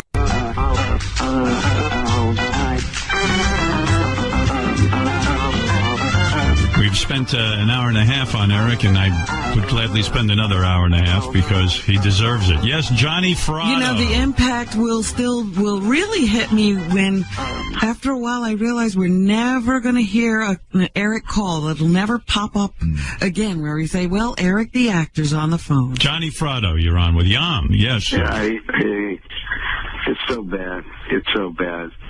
And, you know, it's a weird, because of the way he acted, you know, it almost, I mean, we should have all kind of been prepared for this, but we weren't. Because he acted like he was bulletproof, you know? Yeah, absolutely. Yeah. I knew he was ill, and I knew that he wouldn't last long, and he had defied all of the doctor's predictions. But at the same point, I always thought that Eric would just beat the odds and live forever. Yeah, but you know what, Howard, you were the medicine. Howard Stern show was the medicine, and I believe that you guys extended his life. And obviously, I mean, no question, no one could argue that you gave him a great life. You gave him a better life, really, than a lot of people that aren't afflicted. People used to say to me, "Are you making fun of Eric?" I go, "No." I said, "I treat Eric like everyone else. I do not want to treat him differently." And I think Eric liked that. I think Eric liked mixing it up. But you provided a lot of things for him to do, and those were the things that he loved, and that's what kept him alive. But the reality is, and when I laughed, you know, because he would be always after one of you. And it would be Robin, or it would be you, or it would be Fred with the noises, or Gary, you know, or Will. Gary, yeah. Something wrong on the phone. And, you know, he would call me, and he would always, you know, he was always going to get even, or he was always going to beat you. Yeah, oh yeah. I mean, I think this is why I stuck around, because, you know, here's a kid that, like you said earlier, I mean, he can't walk, he can't use his hands, he can't make a sandwich, for Christ's sake. Right. Or use the restroom, or take a bath. But here he is with confidence that it doesn't even, where did it come from? Where did all that confidence come from? Where did the courage come from, you know? So you stuck around with Eric because you stuck around with Eric because I think you genuinely liked him. I think you were fascinated by him. Howard, I wanted to hate him so badly. Right. I really, truly did, and I ended up loving the fucking kid.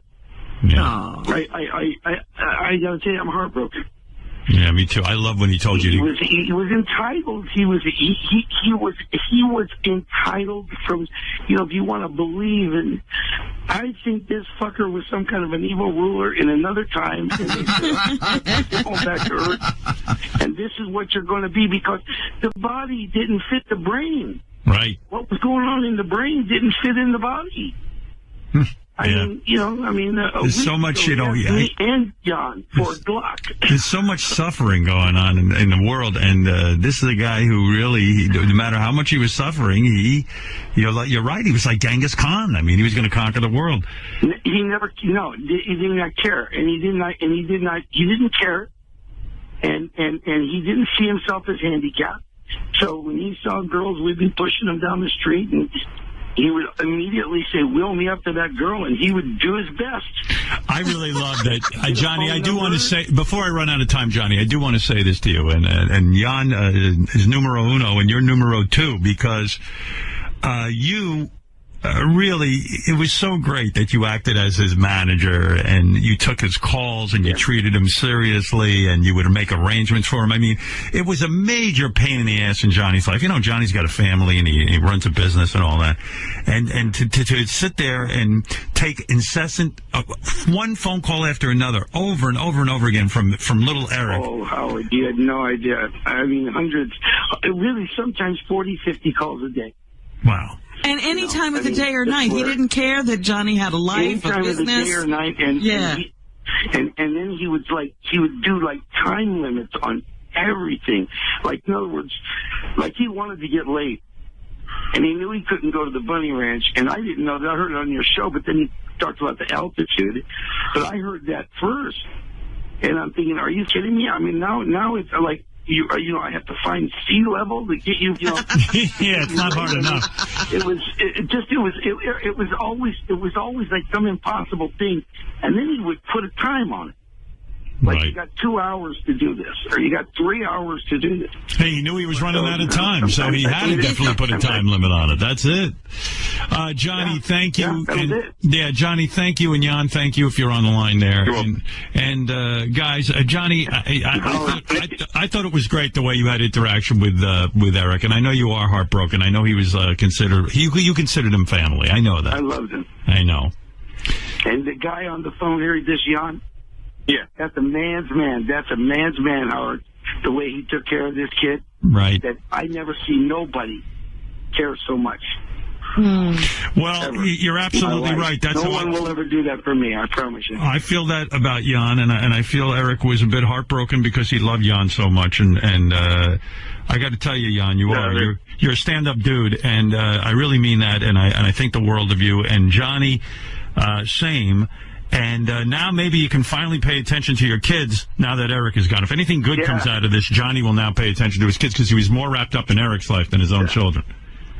Oh, the other thing, I don't know if you guys could tell when he called into the show, the other thing he was super stressed and worried about was the surgery. He was pretty sure it was going to happen in November, and nobody knew what the outcome of that would be. Maybe if they'd done that surgery, maybe he could have lived a little longer. You know what I mean? Yeah. Howard, I don't think he would have ever made it to it. No, because he was so sick. He was way too frail. I think he was way too frail. Yeah. All right, Jan. Let us know how you're doing from time to time. Johnny, of course, we'll hear from you. And thanks, guys. And I'm so sorry that Eric's gone.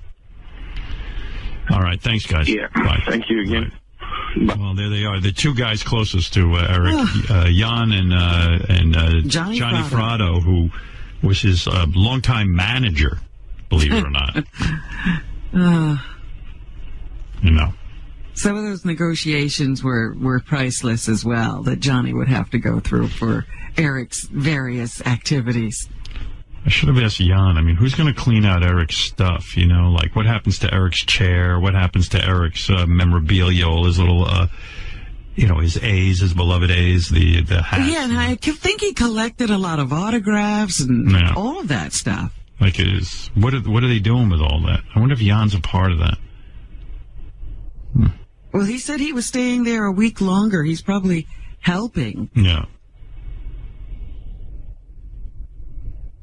Well, I wonder what the WWE is feeling. You know, they've lost one of their biggest supporters. Eric Lynch, Eric the actor. Some knew him as Eric the midget. He didn't like that, so we changed it to Eric the actor. But he complained, and he was great. He was no bigger than 4 feet tall, but boy, oh boy, did he have a big presence on this show. And he didn't have the looks, he didn't have the strong body, but he had a mind on his shoulders that I think people will never forget. And he really did teach us a lot. I love that Johnny said he'd have them roll him right up to any beautiful woman he saw, and he'd take a shot. That's right. He tried to find things in life that mattered to him and go after them. And Eric lived life. You know, most of us wouldn't have the balls to ask for a free pass to a whorehouse, but Eric did. And maybe that was the secret to life. Who knows? Look, who demands to be on TV shows and then gets his way? Always got his way. You know, Eric needed a lot of help. He really did. He needed my help getting acting jobs. He needed help from the government getting oxygen and medical supplies. He needed Jan, of course. He needed Johnny. He needed his parents. He needed free stuff from Amazon. But, I mean, he had a wish list for some of the most ridiculous shit you've ever seen. He wanted, on his wish list, for real, the big book of boobs, an Eric Chavez action figure from the Oakland A's. He wanted a case. That's 24 bottles of Dr. Brown's cream soda. He wanted every flavor and size of Gatorade that you can imagine. He wanted pellet pistols, blank guns. Pellet. That's right. He loved guns. What's a Little Debbie zebra cake? He wanted that, too. I don't even know that. It's a brand of cake. Little Debbie's is a brand. He even wanted batting gloves, and I don't know why. He was in a wheelchair. I don't get it. Going on to the batting cage. Yeah. And even more bizarrely, he wanted the Sony headphones, the Simon Cowell edition Sony headphones. The Simon Cowell edition. Yeah. Some knew him as Eric this, Eric that. We'll know him as Eric the Angel now. We're going to change his name. Eric the Little Belligerent Angel. Well, now we're getting quite a few representatives up there from our whack pack. Mm-hmm. You know, we've lost quite a few people. Would you say that Eric, Gary and I were just talking about this, would you say that Eric was Hank the Angry Dwarf a bigger impact on the show, or Eric? Oh, wow. That's a tough one. That's a good question.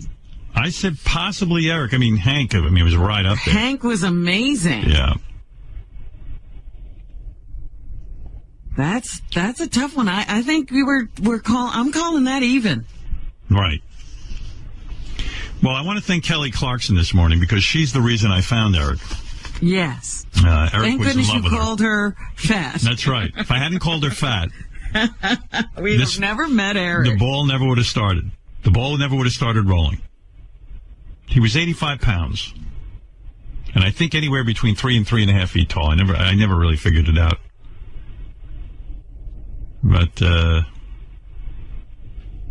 you can't judge a book by its cover. Because too often in life, we pass by little guys like that in wheelchairs, or we give them a tap on the head or something, treating them like they're 3 years old. And Eric didn't want any of that. He had a rich life, and it was filled with bitterness and triumph and agony and all that kind of stuff. And through his own little devices, Jimmy Kimmel became friends with him, and Natalie Maines adored him, and Hollywood producers and directors put him in TV shows, and his obituary is even in Variety magazine and Us magazine. Yeah. Zac Efron called him out for the Ice Bucket Challenge. Look at that. And like Joan Rivers, even though, when Joan Rivers died, it was a shock to us. Even though we knew, she was 81 years old, how much longer could she live? And like with Eric, you knew he wasn't going to live forever, but it still comes as a shock that he's, it really and it's does. just like Johnny Fratto said, it was because he always fought back with such a vengeance. He never seemed or sounded frail. He didn't feel frail. And so we always believed he'd be around. God, he loved wrestling. I don't think there was much left on his bucket list. He did get out and do a lot of stuff. We even got him late. He went to the matches. He met the wrestlers. And he did. He got laid. He had never had that experience before encountering this show. That's right. I also loved how delusional he was. We were having Jonah Hill on the show, and he actually sent us a direct message that was, I know Jonah Hill's coming on, and that he's a fan of mine. If he wants to talk, please call me. That was a message from Eric about Jonah Hill. I don't know that Jonah Hill ever called, though. Who knows? I don't know, but Jonah did remember him. Yep. And I guess Eric's last acting job is Brickleberry. Brickleberry. He's on the cartoon. Oh, yes. And you know what? Last week, wasn't Yucko calling to say they might cut Eric out of the show? I got annoyed with Yuck over that. I said, you knew what Eric sounded like. Don't cut him out. What, it shocks you that Eric speaks the way he does? Terrible. Come on. You know what we didn't play? Remember those times we would have an American Idol contestant that he was a fan of call him and tries talking with him? Oh, man, there's so many things I could have played. I played a bunch of stuff this morning, but, I could play you 3,000 tapes, 3,000 hours. Well, as the days and weeks go by, we will remember Eric. But my favorite story was Eric and the werewolves in New Mexico, so that's, we all have our own favorite moments. Let me see if there's anything else. There was a bunch of fans on the phone. I'll get to them as much as I possibly can. I do have to take another break, though, first. There's other things on people's minds besides Eric the actor. We'll try to get to those as well. But, Wolfie, I see you've been on the phone all morning. What do you want to say about Eric the actor? Hey, Howard. I just wanted to say I'm really bummed. Eric was just a really good dude. I was actually talking to him a lot over the past 2 months over the telephone, and just the kind of stuff that he would share. He had a big heart, and I know he was really mad about Gary and denying that Eric contributed to ALS, but Eric even told me about other charities that he gave to. So he really was a good guy. Right. All right, Wolfie. Thank you. Yeah, he gave me some facts about just his general routine, and I was always curious if you'd be interested to know about some of that stuff that he did on a daily basis. Sure, go ahead. How many times per day do you think Eric brushed his teeth? I'm going to say he probably wasn't that fastidious. I'm going to say 3 times a day. Now, 1 time per day. That's it. Yep, he said he was just really bad about remembering that thing. He would do it in the morning? He didn't say when, because he only woke up around noon every day, so I would guess it would be later on in the afternoon. How did that come up in conversation? You just asked him? Yeah, I was talking to him for a while, and then he would just start saying stuff, and I'm like, man, I got to document this and remember it, so I would just kind of write down interesting things. Like, what do you think Eric's greatest fear in life was? Drowning. No, venomous snakes. Not werewolves? No, not werewolves. And that always cracked me up, because when would Eric ever encounter a venomous snake? Well, maybe when he went to New Mexico to tape In Plain Sight. Possibly, yeah. Yeah, maybe that was his fear. Yeah, he's just a fascinating guy. The stuff that he would come up with would always... Yeah, give me more. This is good, Wolfie. Okay, if Eric could have any career of an actor, which actor would he want? Johnny Depp. Not even close. Let me think. Jack Nicholson. No, it'd be The Rock. Think about the things that Eric is into, though, and that'll help you. What about Robin says The Rock? And maybe that's it. Nope. Who is it? Matthew Perry. Oh, my God, from Matthew Friends? Perry? And the reason was he was in a movie called The Whole 9 Yards, where he stood in a room with Amanda Peet when she was naked. So he got to see that. That's why Eric would want his career. That's the kind of thinking that I loved about Eric. Like, he didn't think about the roles of a lifetime or anything. He thought about, like, standing in a room naked with Amanda Peet. Yeah, he was a guy's guy. He really was. Yeah. What else you got there? Anything else? Oh, yeah, there's a bunch. What was Eric's favorite fast food restaurant? I'm going to say Wendy's. I got to get one of these right. Taco Bell. It's a place you guys used to love. Roy Rogers? Roy Rogers? Oh, actually, no, sorry. It was Arby's. Arby's was his favorite. Yeah, we didn't love Arby's. No, we didn't. No, Arby's wasn't our thing. What did he get? What did he get? The roast beef sandwich? He liked the hot ham and Swiss, the chicken bacon and Swiss, the chicken cordon bleu, the curly fries, mozzarella sticks, onion rings, and chicken strips. Oh, my goodness. Didn't he, at one point, wasn't he following on Twitter some of the fast food restaurants like McDonald's? Yeah, I believe he was, yeah. And, a part of, Cinnabon. Cinnabon he followed. But, it's funny. You'd think Eric would have been a little bit more of a healthy eater, but I guess he didn't give a shit. How many times per week did he eat fast food? He wasn't in actual good shape for a little guy 3 foot tall. I mean, he wasn't fat. How many times a week did he eat fast food? This has got to be a big number. He told me on average. 7 times. 3 times. Yeah, I bet you it was 7. But what did he eat otherwise? Did Jan cook? I know what his favorite snack food was. I'm going to say, Pringles? You got it right. You're kidding. I knew that. How did you know that? From his Amazon wish list. Yeah, that was his favorite snack food. No wonder Eric had stomach problems. Eating all that shit. Yeah, Jan was talking about how he had stomach problems. Listen to what he ate. Yeah, if I was taking care of Eric, I'd just be like, well, Eric, why don't you stop eating all that shit? What was his favorite food overall? I'm going to say some Italian dish, either pizza or spaghetti. Nope, bacon. Oh, wow. He did not hesitate. He loved bacon. You know, I was thinking as you're talking, as bad as Eric's diet was, I'm realizing now JD would probably drop 20 pounds if he ate as well as Eric. Because I watched what JD eats, and it's unbelievable. Oh. Yeah, but those I could go on, but those are a few of the good ones. And the other thing that he told me that when he was in high school, it just kind of shows you the kind of guy he was, that he was the highest earner in this charity competition that they have. And the thing that cracked me up, the competition was called a mathalon. So whoever answered the most math questions correctly got the most money for charity, and Eric won that. That can't be true. That's what I could not believe that he could. I don't know how he. Either that or all the kids in his school were morons. What, did they get the test beforehand and it was open book or something? It's just unbelievable. Yeah, he was an amazing guy, and right. You treated him really well. I know he liked you. He didn't like Gary very much, but he did like you. Yeah, Gary was his enemy. Did you? Yeah. You know, it's interesting. What do you have, a file on everybody? I mean, because you're like a creepy stalker, Wolfie. No, this was like I said. I only started talking to him maybe 2 months ago, and just as he was saying stuff, it was just fascinating. Did you? How did you wind up talking to him? But you take notes, right? And then you. I took notes on that, but I felt guilty about it. Like I never called in with it, right? Because I didn't want to. I felt like that was kind of betraying his trust. I didn't want to do that, but yeah. But now. Why were you talking to him?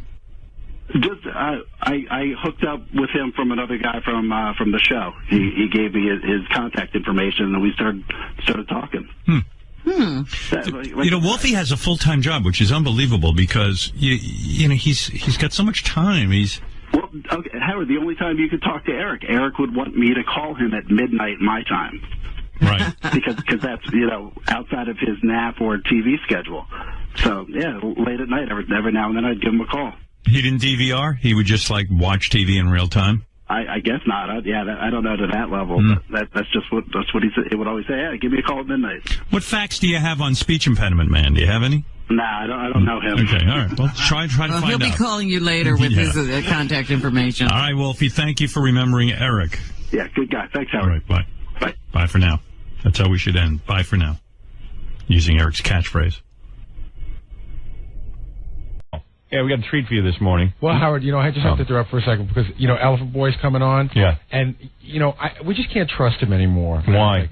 Well, you can explain what he's going to do in a minute, but it's, once people get here, the story changes. Now it's not like what he originally told me it was going to be. What is it? Well, tell me what he's doing here. He was supposed to come here with his girlfriend from Cleveland. Right. And, and they're into all sorts of things because we've seen all sorts of things that they do. Yeah. Photographs and everything. What do they do? They're just... they're a wild swinging couple. They're Elephant swingers. Boys. They're swingers. Yeah. Elephant Boy's a swinger? Yeah. And she was bringing a friend that wanted to meet Crackhead Bob and date him. Yeah. But now... She turns out what? I said, well, what do you want to do with Crackhead Bob? She goes, show him around town, that sort of thing. I go, what about dating? She's like, oh, no. Oh. And we have Crackhead Bob coming down here. I was all excited. Be disappointed. Yeah. Where is that idiot? Where's Elephant Boy? I'll bring him in. Yeah. What's he making my life nuts for? These people just run him around. I hope you didn't fly these people in. No. Elephant Boy was looking for a shot on the air, so he had something good going on. Elephant Boy's up to some weird stuff when he's not with us. Yeah? Yeah, I'll show you what I mean. I got tape of it. Oh, you're kidding. Yeah, and he doesn't even know I have tape of this. When you think of swingers, you don't think of elephants. Hey, Elephant Boy. Oh, here he comes. Elephant Boy. That's a swinger. Elephant Boy, what's going on, man? I thought you said there was a girl who wanted to go out with Crackhead Bob. Yes. As I was told to numerous of times when we planned this, it's a... yes. Forgot how funny he was. I was going to say, how could you get angry at him? I know. No, when she planned to come to New York, we thought they would... He's speaking English. I know. I know. She thought it would be a good thing, maybe like to go out with Cracker Bob and maybe double date. Right. You know? Yeah. And now she says because I mean, to play a goof. No, this is not good. To play a goof on Cracker, I mean, you're in the same league with Crackhead Bob. You have a speech impediment. And you know what that's like. I know. I mean, I this not be BS. I think she like get like sick on a bad case of the nerves. And what do you say? A bad case of the nerves. Oh, the nerves. All right. Here's the deal.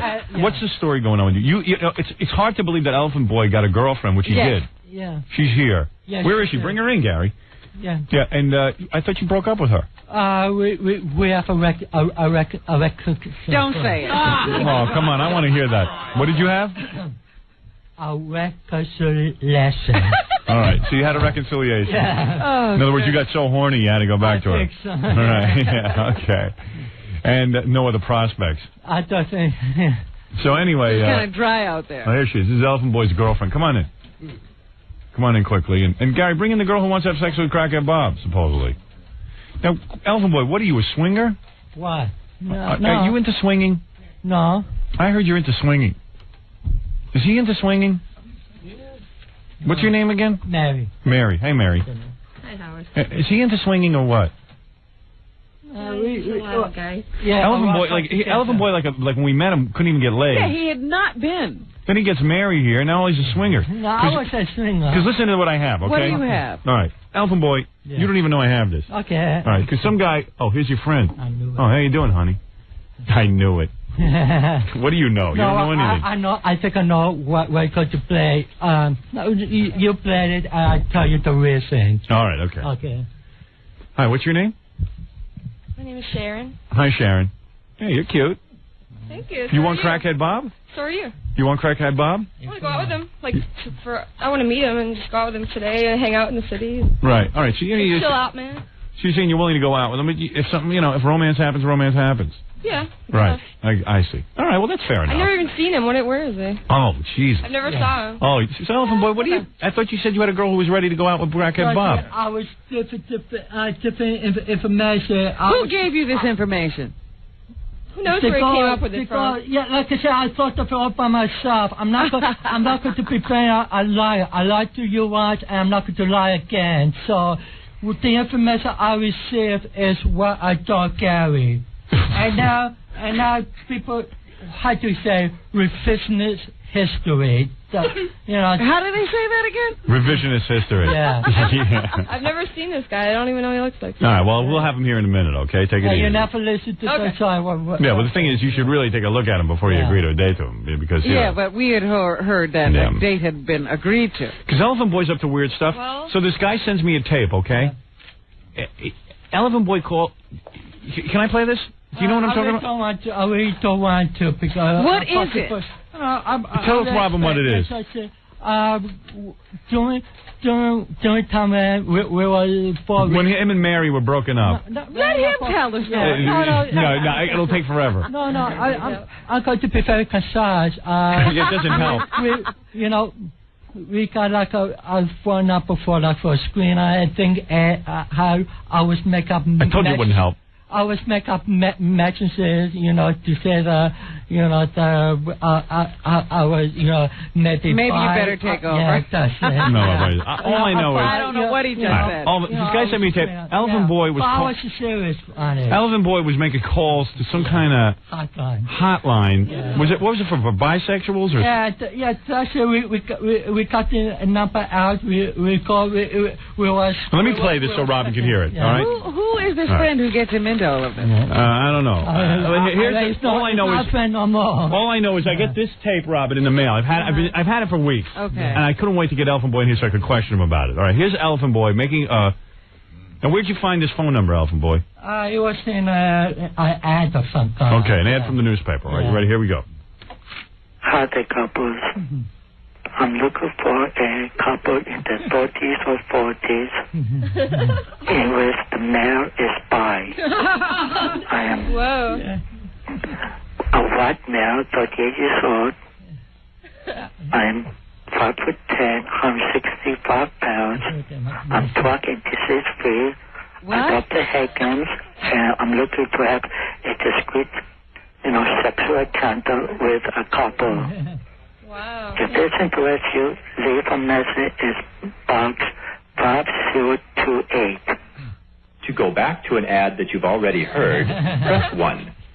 To replay this ad, press 2. To skip to the next ad, press 3. I'd skip to the next Yeah, right. First of all, how many guys talk like that? No, I'd have to replay that ad. What are you talking about? Yeah, right. But I'll replay that. But what is it, Gary? I was going to say, if you just let it run about 10 seconds longer, just in case there's any question whatsoever. Right. They said they asked for the guy's name. It says send your. Okay, here it is. To respond to this ad, press 4.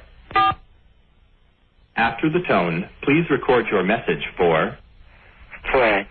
Hit any key to end your message. Yeah, how many guys named Fred talk like that? Yeah. So what are you doing? It was a quack. You're looking for a bisexual... No, I'm not like that. You want a couple where the guy is bi. We was making stuff up, and that's why we come to. We always try to be. I always thought you were like a real nice guy. Yeah, I am, but like I say, if you go by the 10, maybe I'm not, but in real life, I am. You're into some weird stuff. I know, but I have some crazy friends. Right. Poor Elephant Boy has all this sexuality trapped inside, but he's Elephant Boy. Are you serious? You think this is serious? Oh, I do, yeah. You think he really was advertising? Yep. Did you find somebody? Did you get any calls? I never played the message back. If you heard that message, would you call that? No. I got to hear it again. You want to hear it again? Yes. All right, here. Yeah, I'd run up a phone bill just listening to this over and over. I'll save you some money. Right. How do I do? That we understood. One more, you understand that. All right, here. Let's hear it again. Let's hear it again. Wait a second. I like how, and he's real serious when he leaves a message, too. I was, after that, I was cracking I think you were just trying to get laid, and it backfired. What are you just telling Mary was perfect? No, I mean, no. I just said I was just cracking up after I did the message. I don't know. He just gave her a perfect sign. No. I don't know what he's doing over there. I don't know. He's trying to cover. Here we go. Hi, the couple. I'm looking for a couple in the 30s or 40s. Wait, if you keep talking over it, It's funny as hell. It's funny as hell. Don't tell me what's funny. It's not that funny. I notice he's trying to talk over it. Yeah. You better be quiet when I play this. I'll cut off your microphone. Hi, the couples. I'm looking for a couple in the 30s or 40s in which the male is bi. I am a white male, 38 years old. I am 10, 165 pounds. I'm 12 inches free. He's what? Drug and disease free. I finally got it. Oh, is that what that is? Wow, good for you. I didn't know what it was the first time. All right, wait. I got the Higgins. I got the chickens? No, I don't play head games. I don't play head games? I'm really getting this now. I'm not denying I say it.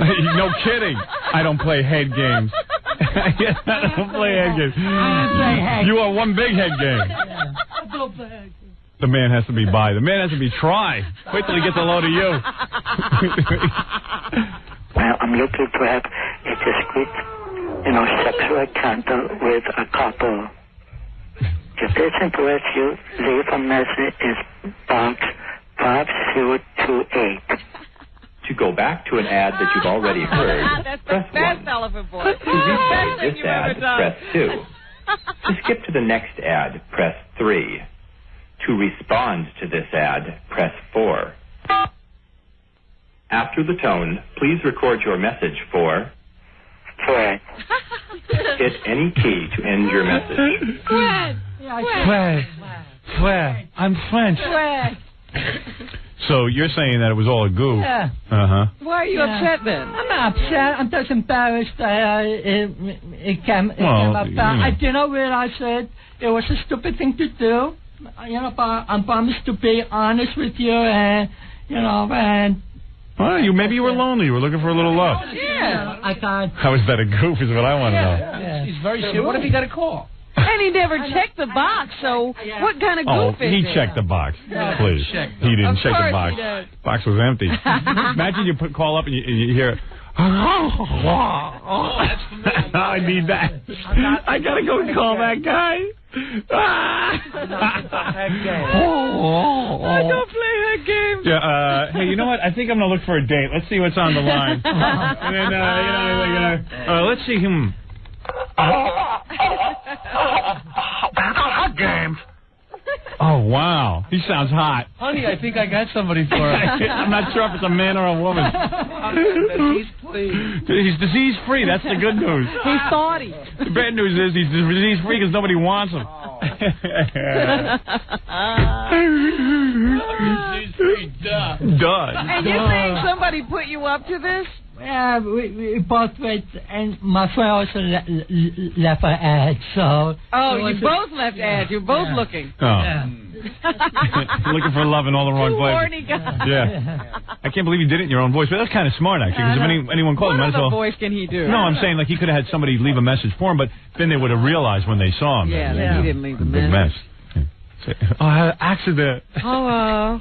Hello. Yeah, we was packing up all the messages. It would be funny if we left message, and I tried to be like, close as possible. Right. Because, look at your girlfriend Mary going, what is he talking about? Mary, so Mary, you two are back? What happened? I thought you had broken up with Elephant Boy, and get close to that microphone and let me know what's going on with you. How did you end up back with him? Well, we had some problems, so we broke up. What were the problems? What were the problems? I mean, I could guess. You couldn't understand him? It's very personal. Family problems? Yeah, family problems. Yeah. Like your family hated Elephant Boy? No. Actually, the kids like him. They get along good. They did? With him. What, your ex-husband didn't like him or something? No. Oh, God. Parents? Well, let's put it this way. The ex-husband had a fit. He just recently found out. About you and Elephant Boy? Yeah. I see. So everything calm now? I mean... as I said, she went through lots of personal problems, and those problems are being on her. The problems are over? Right, problems I are see. over. Yeah. They're beyond her. Did you hire a hitman? No. Okay. Problems are over. No, your problems are just beginning, honey. You're dating Elephant Boy. I think we got some new problems. Yeah. I don't know your ex-husband, but I'm with him. I'm upset about it, too. That message that he left. Right. Did that cost money, Fred? No. Well, this is when you were not in the picture. Yeah. I mean, you were gone. You And he left him, and this is what he resorted to. I mean, you can't be that shocked by it. Yeah. And plus, you guys are kind of like wild together, aren't you? I apologize. Yeah. Aren't you wild together? Fred, is that going on in your life? I have to be honest. I will not like you. I did have a couple of experience when I was younger. Oh, you did? Oh, you're kidding. Really? Maybe that's what... I refuse to, love. It wasn't the past. What, were you molested? You were molested? No, it sounds like he was into it. As you said before, how to say, horny guys. Right, two horny guys and some young guys and... And what'd you do? What, have like a sword fight or something? Yeah, like the things you used to do in the homo room. Oh, in the homo, man, that's worse. Oh, my God, not that stuff, So you're not opposed to, like, handling a guy? No, not How really. far I was never, I was never against, Was the guy screwed up too, like you? Could he talk straight? Were they hot guys? No, I don't how to remember. Remember, the guy. I have to sing for a long time. Yeah.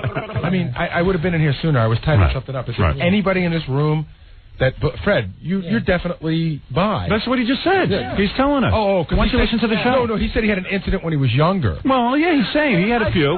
No, but I'm saying he is right now. I'm saying that message was for real. Well, maybe not. Yeah, but I never act the message. I would be. He's an honest guy. He's saying he... I still finished method because we were separated.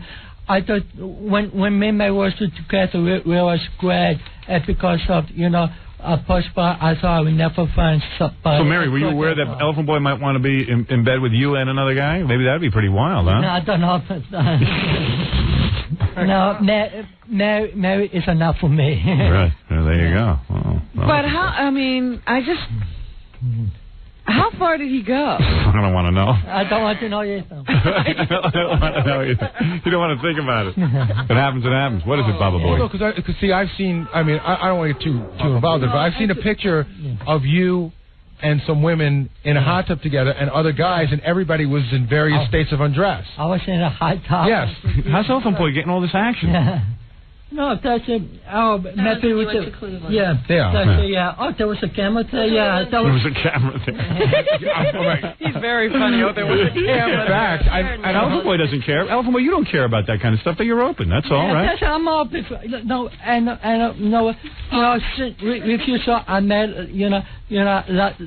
lots of, gay people like gay with like the trans, and I was, no,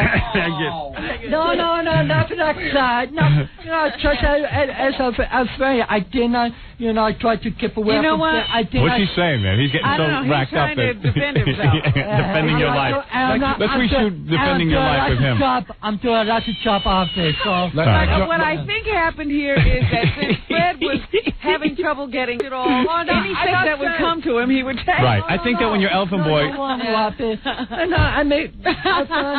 I mean, I find everybody I met on the show, Would it be fair to say? Would it be fair to say that your mouth, while it doesn't work for talking, works for other things? Who knows what he's up to? Do his hands work? Does his mouth work? So would you be interested in a guy with your mouth or your hands? I don't know. Sounds like a yes on both counts. Who knows, man? Did anything else work? That's what. What about your seat? Oh, no. No, nothing like that. Nothing like that, right? Okay. Then you're hardly gay. Then you're not gay. Don't worry about it. That's it, definitely not. But I mean, has he had an experience, say, like in the last 2 years? No. 3? No, when I was in my 20s, so by 10. So you haven't had any experiences since we've known you? No. And listen, he's Elephant Boy. Who's he going to get?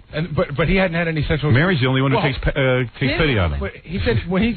Well, I guess so. When we met him, he said he was a virgin. But I guess that's for women. Like I said, I don't want to pick that up when you first introduced me. Right. I was in denial. You're in denial. You're in denial. I'm in denial right now. Africa was quite blessed to be. No. Wow. So, Elephant Boy, so let me get this straight. Yeah. You're not opposed to being with a guy? No, I'm not. Right. Wow. Oh, wow. Elephant Boy came out. This is the 1990s. If people who like discuss of me by it, doesn't want to have nothing to do with people are disgusted by you, but not for that reason. Yeah. All right. Okay, let people that reason. So right. There was my friend to begin with, so I won't miss them. Right. So now you're out. That's good. It's still not going to help him. He still can't get anybody. He might as well be in. He's batting 0 on 2 counts. Right. Well, that's quite a revelation. It wouldn't know. Wow. Maybe he came out before, but nobody understood it. And he went back in. Yeah, right, exactly. If you excuse me, I got to jump out of the window. No, why? Mary, he's a good lover, isn't he? Well, he's pretty good. He's a real good lover, right? Yeah. So now she knows he's bi. Now, wait a minute. He just pretends she's a guy. I don't look like a guy. You're all woman. Don't worry about it, baby. So, Elephant Boy, you're here today to say what? He's bi. So you're saying that your friend here, Mary, who you are now lovers with, again. And Mary, you're in love with Elephant Boy? Yes, I was. You are? Yeah, and Elephant Boy, you're in love with her? Yes, I am. Wow. It may be a possibility, things to work out, with my job. I get like a proper transfer and then move to Cleveland. You're kidding? Yeah. Really? You would leave us? Might be a good idea at this point. I always beg for you, but you always say no, so I'm going with the sure thing. Hey, here's a guy on the phone who wants to congratulate you on coming out. Steve, you're on the air. Steve, you're on the air. And who'd have thought you'd start off the new year finding out Elephant Boy's a fag? Thank you. Well, what a way to start off the year. Yeah. Well, maybe move to Cleveland. No one in Cleveland knows you're a homo. That's right. If they know, I don't care. Right, who cares? I don't care. You're bi. You're bi. That's it. Right. No, if it said, You know, I've said before. You know what? Been in love with him. I'm going to tell you something, Robin. I think this is the smartest thing Elephant Boy ever did, because when you're a guy like this who doesn't have a lot of possibilities with, I say, now he just included 50% more of the planet. Open up the field. You open up the field. I just stop at the chance about. Now, you and Mary, are you and Mary thinking of getting married? Is that what's going on here? It's too soon to say, but there's a possibility. Really, Mary? Yeah. Is that right? You would accept Elephant Boy's proposal? I don't know.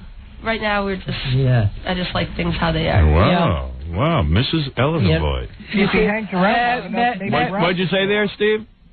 If he hangs around long enough, maybe Ralph will show up. Would you be interested in Ralph? Ralph is not my type. Really? Who is your type? Who do you think is cute? He's pretty kinky. Who do you think is cute, Elephant Boy? I don't know. It all depends on the person. Right. Fred, What about me?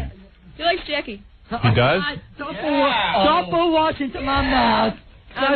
No one can put words in your mouth, pal.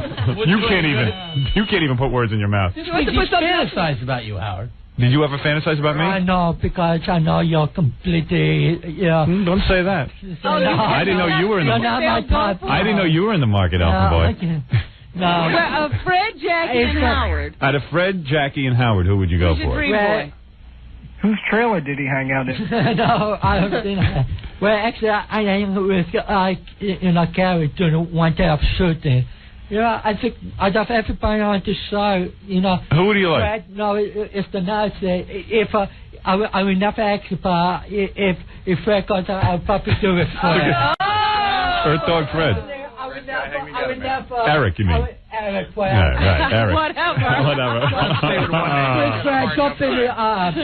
So you like Eric? Yeah. Right. Yeah, Have you ever? I would never come out to him. What was that number? Look at Eric. Eric can't even look at Elephant Boy. Look at him. I cannot look at Eric myself. Right. Are you embarrassed? You're blushing, Elephant Boy. He's serious.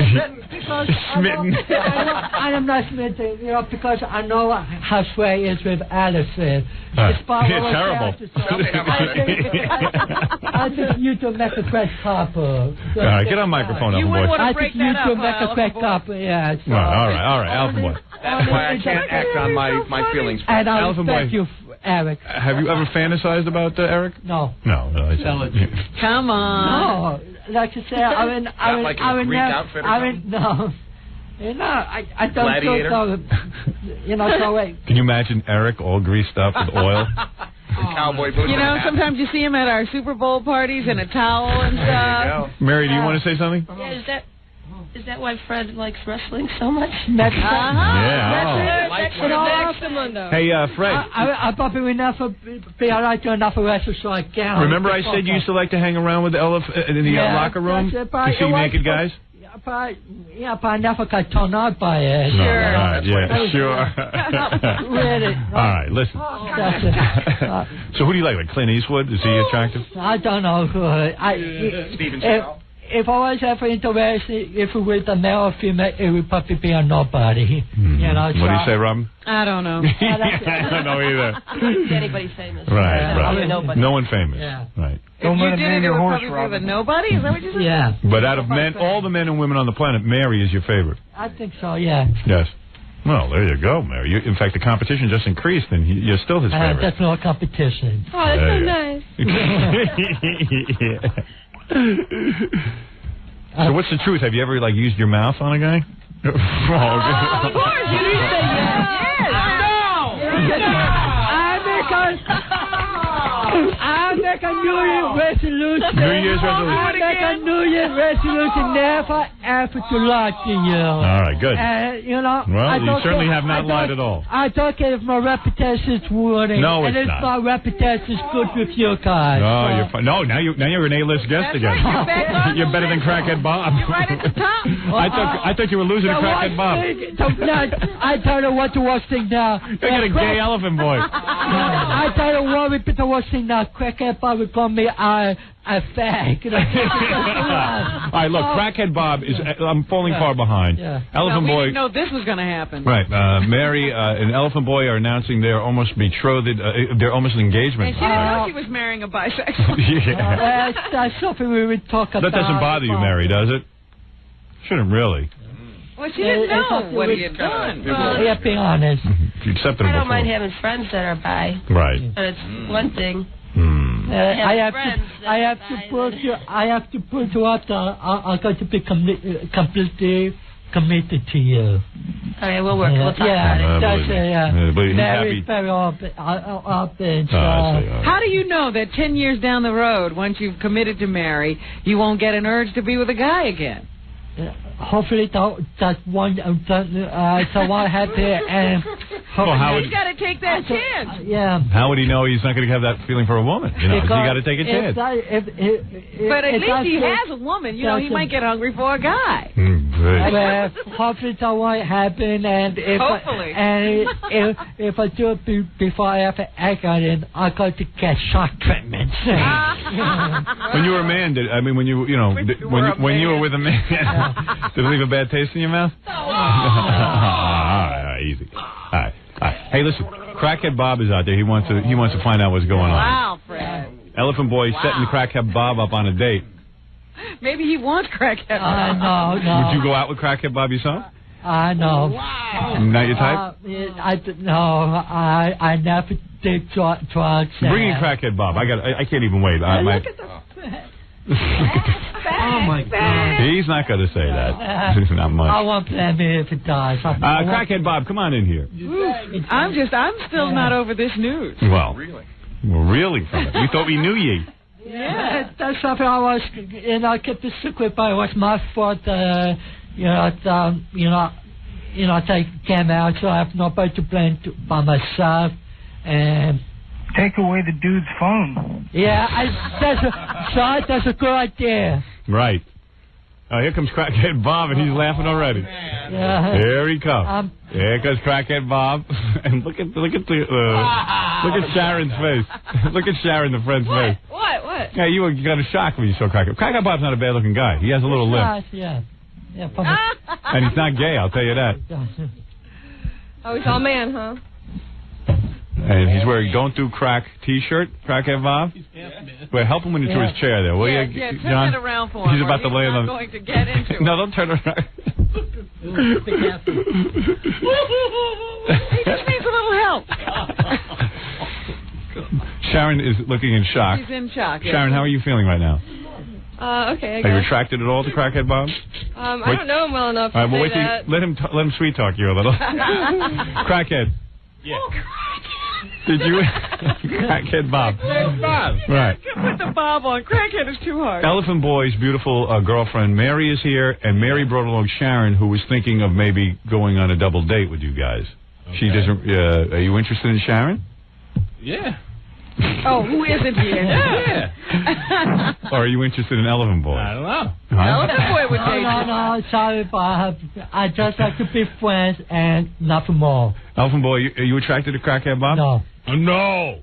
Hey, not me. I'm a man. I'm a man. Hopefully I am a woman. You got to see this. I got a woman. Not a begging. Not a begging.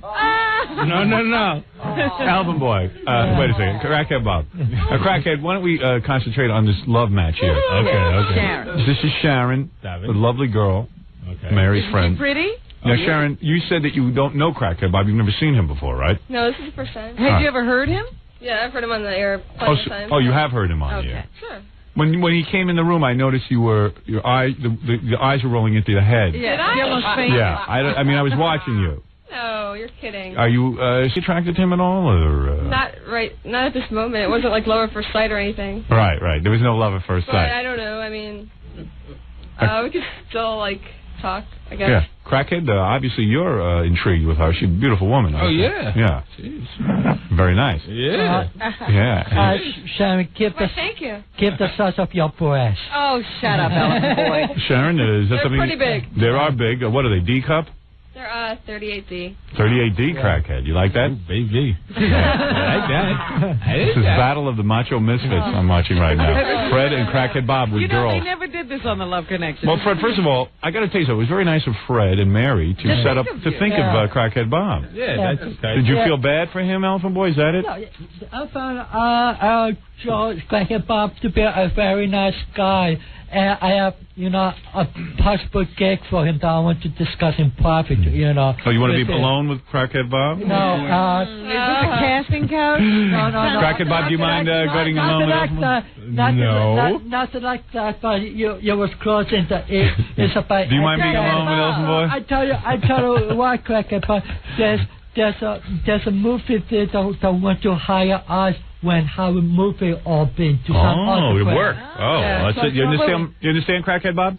There's a movie theater that wants to hire the two of you to host the movie when it comes out. Okay. Yeah, so I will give him the details later. Will you guys have to wear a special uniform and change into your uniforms together? No, you can come as is. No dress code. I see. Wow. Okay. But it just seems to me that Crackhead Bob, can you defend yourself if Elephant Boy should make okay with I that. make a promise to you. I won't make a pass to Crackhead. You won't make a pass to Crackhead Bob. Okay. All right. There you go. I never make a pass to you before. I don't think Crackhead Bob understands too much, so you wouldn't want to make a pass at him. Yes, Gary? Well, we were talking out in the office, and this clarifies a lot of things. Yeah. With Fred, like why he has to be at every World Wrestling event. Yeah, we figured that out.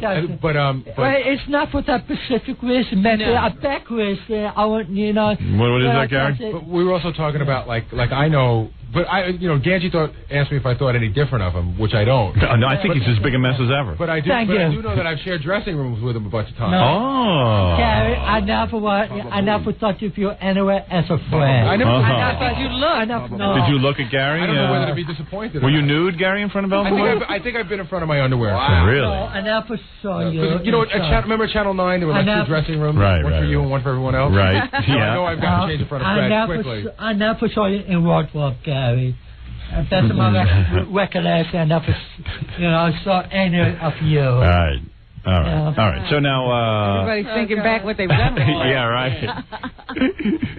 So listen, now we're getting away from the point. Alvin Boy topped everybody today. Yes, he really pulled it out of the bag today. Sharon, Crackhead Bob, a little love talk, a little conversation. See if there's some compatibility here, please. Crackhead, take your best shot. What's going on? So you want to at the told over? You want? Well, boy. What? Oh, Robin, please let the guy get his rap going. Give me a second. He's a little nervous. Yeah. Oh, fine. I didn't know. All right, go ahead. You want at the toll? You want lunch or something? Lunch? Yeah, something. Yeah, no, a bunch. I think he said. A bunch of close enough. All right, after the show, would you like some lunch? He's saying. Thank you. I want to see if you could find me some cheap heroin since you got all the connections in town. I think no. Cheap heroin? You into heroin, really? Snack is back, man. Really? Oh, come on. No, I'm just kidding. I'm not. I don't know where this panel came from. Yeah. This is the panel from hell. Get a lift now. All right, wait a second. So come on, make some conversation. Ask her if she has a boyfriend. Ask her whether ask her. You a boyfriend or something? Yeah, I do. You do? Yeah. Then no. You're not going to go out with her now? What am I going to do? She's lying. Yeah. Dying. Well, I'm in New York, though. I mean, he lives in Ohio, so it's okay. Then no. You're not going to go out? Yeah. Wow, he's rejecting her. Yeah. Why don't you go see if something happened? Because I'll get a pants and that's it. What? You're getting her pants and that's it? No. No, what'd you say?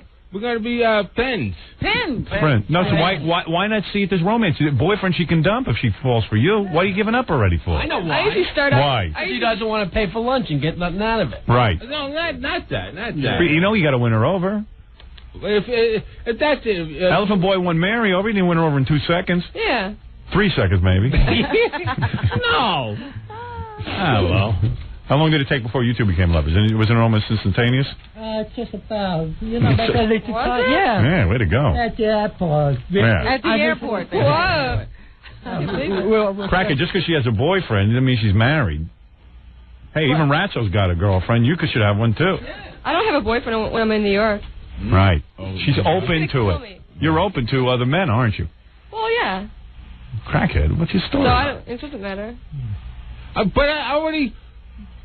A while ago, I went on a date. What? I bait and a date. Yes, so what else you got to do? And then... It's not like you have anything else to do the rest of the day. What is he saying? He's saying a while ago he went on a date and the girl didn't give him anything. Check his phone bill. Yeah. Yeah, so... You don't want to even try? A boyfriend, then no. Really? Well, D-cup. Oh, you know what it is? That time we set him up, that girl had a boyfriend, too, and he got burned. Yeah. I told he's her, upset. Bob, we were going on a double date, so we will all be together. Double date. Yeah, what's wrong with that? Okay, well, that's okay. That's cool. okay. All right, that's cool. Yeah, because, you know.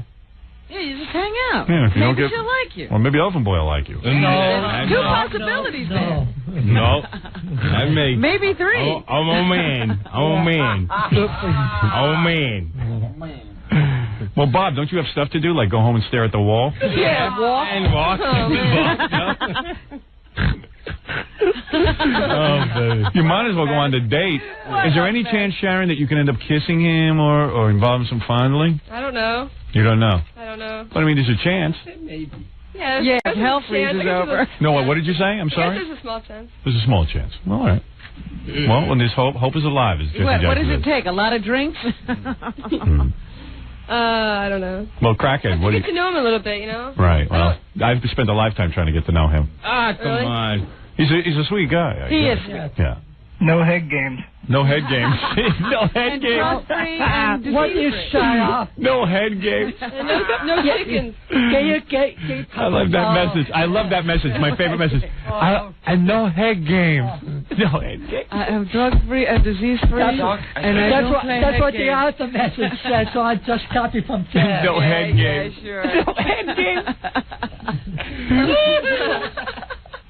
So, Crackhead, you going to go on the date or not? Okay, I'll do it. I'll do it. That's what you have. Oh, I'm so relieved. Yeah. No, but I don't want... You don't want to waste your time. yeah, and then that's it. What else does he have to do? That's a guaranteed thing. No. So even if she's just a friend, at least go make a friend. How many friends do you have? Yeah, how much a lot of friends. You Yeah. do? A lot of friends. How much human contact do you get? None. Done, no. Yeah. So now you got some human contact. At least Fred's introducing you to a posse of friends. And let me tell you something. Fred and Mary got all kind of friends, a network of friends who are open to people like Fred and you. And Really? You know, maybe Sharon won't be the How one. does he find them? I don't know. Free thinkers, they call it. Leave a message.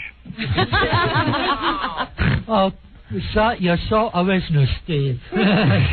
He's pretty good, actually. He is. He's pretty funny, actually. Thinking of hiring him. I like him. And we got a new writer on the show. Who do you attract to? Like Clint Eastwood? No. Like who's someone Who's famous? your guy? Matthew Broderick? Like I said, I don't think of famous people. So Mo from the Three Stooges? Must be some I'm warning you, wrestler. guy. I'm warning you guys. All right. Must be some wrestler that he really is. Anyway, everyone knows love is in the air. Crackhead Bob is going out with Sharon. Fred is going out with Mary. And who knows, God knows What do who you else. guys got planned for today? We're going to go to the vault tonight. Are you really going to go to the vault? What's the vault? I want to go there really bad. Crackhead, you hear that? Now anything can happen. Ah. You know what the vault is, Crackhead? All... What? I think all... The vault. Yeah, and off. All clothes off. Yeah, that's what I'm saying. Yeah, it's like an S&M club or something. Yeah. That's wild stuff. You can take your clothes off if you want to. Hey, Crackhead, you can take your clothes off there. That's okay with me. Yeah, you would? Oh, okay, but not No, that. Fred. Not Fred, not Fred. All right. I won't be interested. Fred, do you go to the vault? No. But you're interested in going, aren't you? No, not really. That's not my... That nothing's your scene. It sounds like everything's your scene. I wouldn't want, just to experience that, but I think it would be like a one-time thing. Yeah, sure. Yeah, sure. Good for you, Al. What did he say?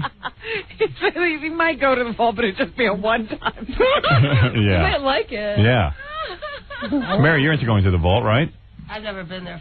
Right, but you might go with Elfin Boy and Sharon and Crackhead Bob, right? Imagine the whole vault runs out like the Munsters. They empty the club. They empty the club out. Fred, you might get your wee-wee fondled. No, sorry. Oh, baby. Oh. You like that. Oh. Yeah, I like that. All right, thanks, Steve. Carlos, you're on the air. Yeah, Howard. Yeah. Hey, what's up? No, I want to rag on this nigga. What's the hell his name is? The moron that's a fag. Wait a second. Easy. He's not a nigger. Yeah. Oh well, he talks like a nigga with the new Ebonic crap. But anyway.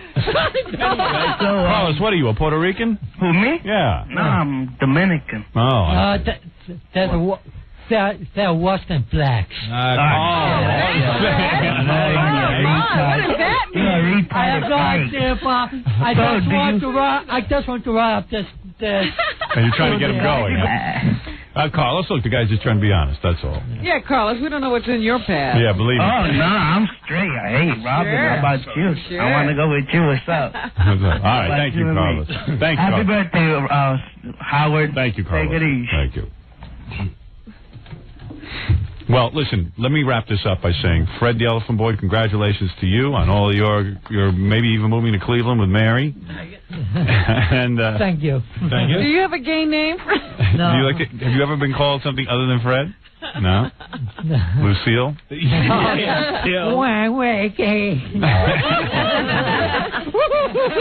this guy you had in your 20s was just a pal of yours? Hey, you met him at a club or something? No, I was like a buddy. Did you kiss? No. Why? No, that's it. No? White guy? Yeah. All right. Did you kiss this guy? No. Yeah. Come on. Were you nude with him? I mean, how long did it last? You weren't nude? No. Just pull on your pants? Yeah. All right. How long did it last, Fred? Believe me, a lot longer than my memory. A lot longer now than what actually happened. I see. Maybe it was just one foolish moment. That's all. Yeah. It was just one guy? Was it multiple guys or just one guy? One guy. And it was the first time you enjoyed it? Yeah, I did. The other guy was a mental case at the Fed. And what did he say? He said the other guy was a mental case as a result. Oh, he was a mental case. Yeah. Oh, he flipped out after doing it. Yeah. Oh. But it's not that he didn't mind that it was a guy. It was just you. I did not ask him that. But did you enjoy it? Yeah, but we both did it, and it was awesome. Look at Crackhead laughing at Elephant Boy. Crackhead, you never know what happened in your life, that's all. Hey, he was desperate. Yeah. You said he wanted human contact. Yeah, not me. Crackhead, the last thing you should be worried about is me. You're a fan of mine, you're a member of the Rack Back, and that's the way I would say you in the future. Whatever. I don't know what he just said. Crackhead Bobby's safe. All right. Yeah. Crackhead, congratulations to you and your date. Look at how far Crackhead is sitting away from him. I don't blame him.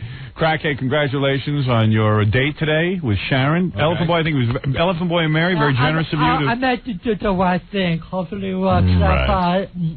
We'll see. Yeah. Sharon, are you excited about your dream date? Yeah, it should be cool. Right. Yeah. He's sort of like the Crackhead Bob is sort of the Mel Gibson of the handicap. Yes, he is. Yeah, he's got it going all on. Tell her how happy her day's going to be. Yeah, hold on there. He's the anti-drug king or whatever. Right. All right. Drugs, I did it. Not nice. Not nice. All right. All right, so there it is, gang. Now everyone's got the full story. Wow. Crackhead Bob's got a date. Elephant Boy's got a date. There's a lot going on. There's a lot of love in the air. I got to take a break, unfortunately. Wow. I could do this all afternoon into the evening. I know. I would like to be on the date now. Yeah. Oh, stop trying to kiss a woman to show your head. Look at Elephant Boy making out with his girlfriend. Nice. I can't do nothing. No, I want that then and talking. What? And oh boy, it's gonna be some day. Yeah. Elephant Boy, what are you doing? Making out with your girlfriend over there? Yeah, that's a kiss. Yeah, just a little kiss. Just to reaffirm that everything's fine. Okay, good. All right. Well, he's saying, well, still, you can kiss me because I never kissed a guy. Yeah, right. My lips are safe. Mary, you're still in love with Elephant Boy, I hope. Yeah, I still am. Right, of course. Of course. You're still the same Elephant Boy. That's the same guy. I have to buy one quick gift for you. You know, one quick present for you to make this up on you. What? No, I have to buy you like a nice gift for you to make it up. Yeah. Oh, you gonna take me shopping? Yeah, I think I have to now. He's gonna buy you some expensive gifts. Yeah. Cool. Yeah, where are you gonna get money? You know what you can do? Go hooking and get some guys. I mean, how money? Here's the frequent. Tunnel bunny. Yeah, you can be a tunnel bunny and make a lot of money and buy a gift. No, actually, you're smart enough, but you should tell Mary everything. If you're thinking of moving in with her, you should tell her everything, all your sexual fantasies and desires. You don't want to keep that hidden away from Mary. Yeah, I read You really will not leash that. Yeah, right. When I thought I was puppets like the thing that they kept. Hey, Elephant Boy, you want to sit on this vibrator?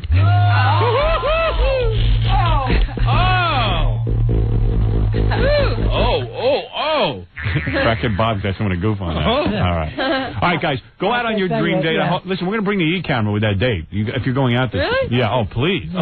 Please. Yeah, come on. Especially if you go to the vault. Yeah, I want to see that. If Crackhead Bob takes off his clothes at the vault, I want to have the camera going. All right.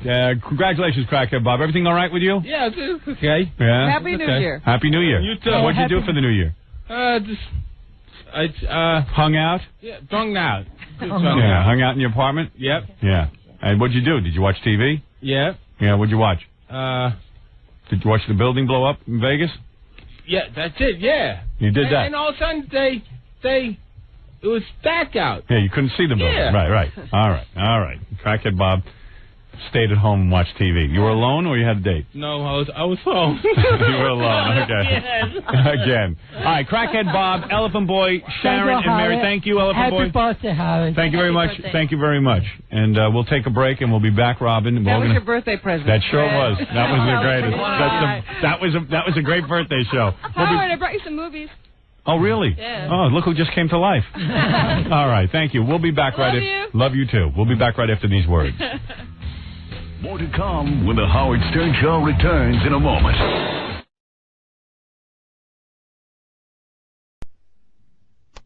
That I shouldn't be with a man who's 1,000 years ahead of the rest of the world in Howard Stern. You should not be a Jewish person in Kew Garden Hills. You're speaking Lashon Hara, and you should be denounced from the Jewish world because the man that I'm sitting in front of, Howard Stern, is not only 1,000 years ahead of the whole world. You are talking about a human being who went through the world to get where he is. Right. Well, I have a fan. What is it, Benji? I just want to explain about his germ phobia. That's why he gets Social Security disability and has since, as far as an article says, since like 1992. Produce the article, Benji. All right. I have it right here. Okay. Produce it. But you're afraid of... Benji, in other words, you lied again. No. You lied again. Produce the article. Where's the corpus delicti? Produce the article. Are you on Social Security? Tell the truth. Wow. Hello? No. You're not. No. He hasn't answered a question since he got I'm trying to get the license Darling. out. You probably have another name. He has a purse. You have a purse, Yes, don't I'm you? looking for the license. It's right next to your tampons. Oh, just 1 second. 1 second. We'll get the license out for you. Oh, here it is. Wait, I have a driver's license. Let me see it. Benji was wrong again. Benji, you're wrong again. Benji, you're wrong again. What does it say on Elliot Offen's driver's license? Wrong again. Wrong again. What does it say under sex? Elliot Offen. Offen, not often. Sex male, eyes blue. Your height is 5'11". Howard, wait. But don't give out all my information because you might have some like screwball cornball who wants to do some harm to me. Indeed, it says 7'3", 52". No way. Really? Yeah. Well, he looks terrible for his age. Yeah. Robin, you know I don't look terrible for my age. But that's part of your gig. That's part of your gig. You have to say that. That's why you're with Howard Stern. Elliot, listen, great seeing you as always. Oh, my goodness. I'm sorry, I can't reach. Elliot. I'll put it right here, Elliot. Can I have that, please? Yes, you can I can't reach you, darling. To order Elliot's manuscript, pristine physical condition. Howard, did you put me on WCBS Channel 2 Worldwide yes. to be dancing in front of your 150 million network watching audience? Did you put me on as your opening act to describe on your 4th season on WCBS your brilliance and your extemporaneous comedy? Let me give a plug. Okay. To order Elliot's manuscript, pristine physical condition, send a check or money order for $10 plus $3 postage and handling. You'll get to hear Elliot's philosophy, his attitude toward eating. He has thoughts about this stuff. What he's saying, from what I have heard, actually makes sense. That you should eat. Genius says it actually makes sense. I haven't read it, but what you told me. Are you doing it, Elliot? Are you following your own advice? Robin, I would love, with all these kinds of remarks that you make, I would love to see. I saw Jackie's horrendous condition, but I'm sure you're a female. You're in good condition. But I would love to see you, Robin, in the condition that you're in, and maybe this macrobiotic vegan lifestyle can keep you living for 180 years without a sniffle. I look better with my shirt off than you. But you haven't seen me with my shirt off. I've seen enough. Oh, you've seen enough. You mean with my garter girdle picked all the way up like you told me to do, and I did it. I took your dare and I did it, and then you said take your panties down. Send a check or money order for, I'm going to throw up, for $10 plus $3 postage and handling if you have financial Howard, you couldn't throw up if you put me on WCBS Channel 2. All right, here's the article that Benji, you asked him to produce. Yes, but wait a minute. Is he have an original newspaper? Dude, Let's see what he has. It's from LexisNexis. It's from Miami. It's a genuine article. It's a legitimate... Read to us what it says. Oh, it's on a piece of stationery. It's on a... Where's the newspaper story? It's on a piece of stationery. Read to me what it says. It's on a piece of stationery. What do you think, we fabricated it? Yes, you did. If it's on a piece of stationery. Elliot. This is a newspaper story. Elliot, Gary, the service that you use, Gary, they can't hold newspapers. And this is newspaper right here. Elliot, shut up. You are such a you-know-what. All right, go ahead. Elliot, you said I was lying. Are you still saying I'm lying? Where's the newspaper story? I can get the exact copy, but would you please, before you perjure yourself, don't perjure yourself. Read it. From the June 1994 Miami New Times, and I'm going... So you're committing perjury. An excerpt. So you're committing perjury. Go ahead, read it. Read what it says. Is especially concerned with germs. Where is the original copy? His preoccupation has led to his inability to work, and he's been collecting Social Security disability payments for the last 2 years. Wow. He says he inherited his dreaded fear of germs and disease from his mother. If somebody sneezed on 51st Did you write this or did Gary write this? Are you saying this is untrue? All I want to know is the truth. This is the article. Benji, please. Well, Elliot, are you saying this is untrue? Not only is this untrue, but you probably printed the whole thing right now. You've received no Social Security? Howard, not only... I asked you a direct question. The question is... No, and Gary, you must have printed this on white paper. Elliot, I swear. Vinny Pavali, go ahead. I swear on the life of my children. Howard, I think we should get the... Please no. Then where's the newspaper copy? Where's the newspaper? Wait, Vinny, go ahead. We don't have the newspaper here. Oh, you don't have it, so you can get it. We have a LexisNexis. It's a search you do for newspaper Jackie, articles. if you keep throwing papers, you just show that you're the scum of the earth if you do that. Go ahead, Vinny. Say what you have to say. Vinny's the vice president. I'm thinking we should do a late night show with him. Maybe if Cindy Margolis doesn't come back, we could do something with Elliot. The Elliot Offen Show. What do you think? I would watch it. Not often. Often. I would watch it. Just to remind Elliot, this is about the article when you allege the bus driver was trying to kill you. All right. Benji, all I want you to do is just bring me, if it's something is legitimate and it's not specious and spurious, don't bring it out on white. Did a bus driver try to kill you? Did a bus driver try to kill me? Never. Okay. Oh, so this is not you we're talking. Then this is not you. Just bring it out like this on a newspaper backing, not on white stationery. Howard, can I ask Elliot one question, which you guys may have addressed at some point? What's the deal? Is that supposed to be like a mustache? What is that all about, that thing? Howard just asked me that. What is it? It's Indian. He has black makeup on his laugh lines. To hide the wrinkles. I have the wrinkles, yes. Gary, you don't think that draws attention? Look at my face. Where's all the wrinkles on my face? Not a one. Howard is looking carefully. Can't find a one. Elliot. He's looking carefully. Where are they, Howard? What point in your eyes and on your laugh lines? I can't see. God. Under my eyes. Your face is a road map. Oh, yes. Oh, look at me on the screen. Look how beautiful the face looks. Wow. Oh, my God, is that me? I look sweet and hot. And look at me on the screen. Hello! Look at me on the screen, not a blemish in my face. I got to say goodbye to you. How old were you when, the whole brain just snapped? Yeah, Gary, please. Elliot, I want to thank you for coming in here today. Benji and Gary escort Elliot out.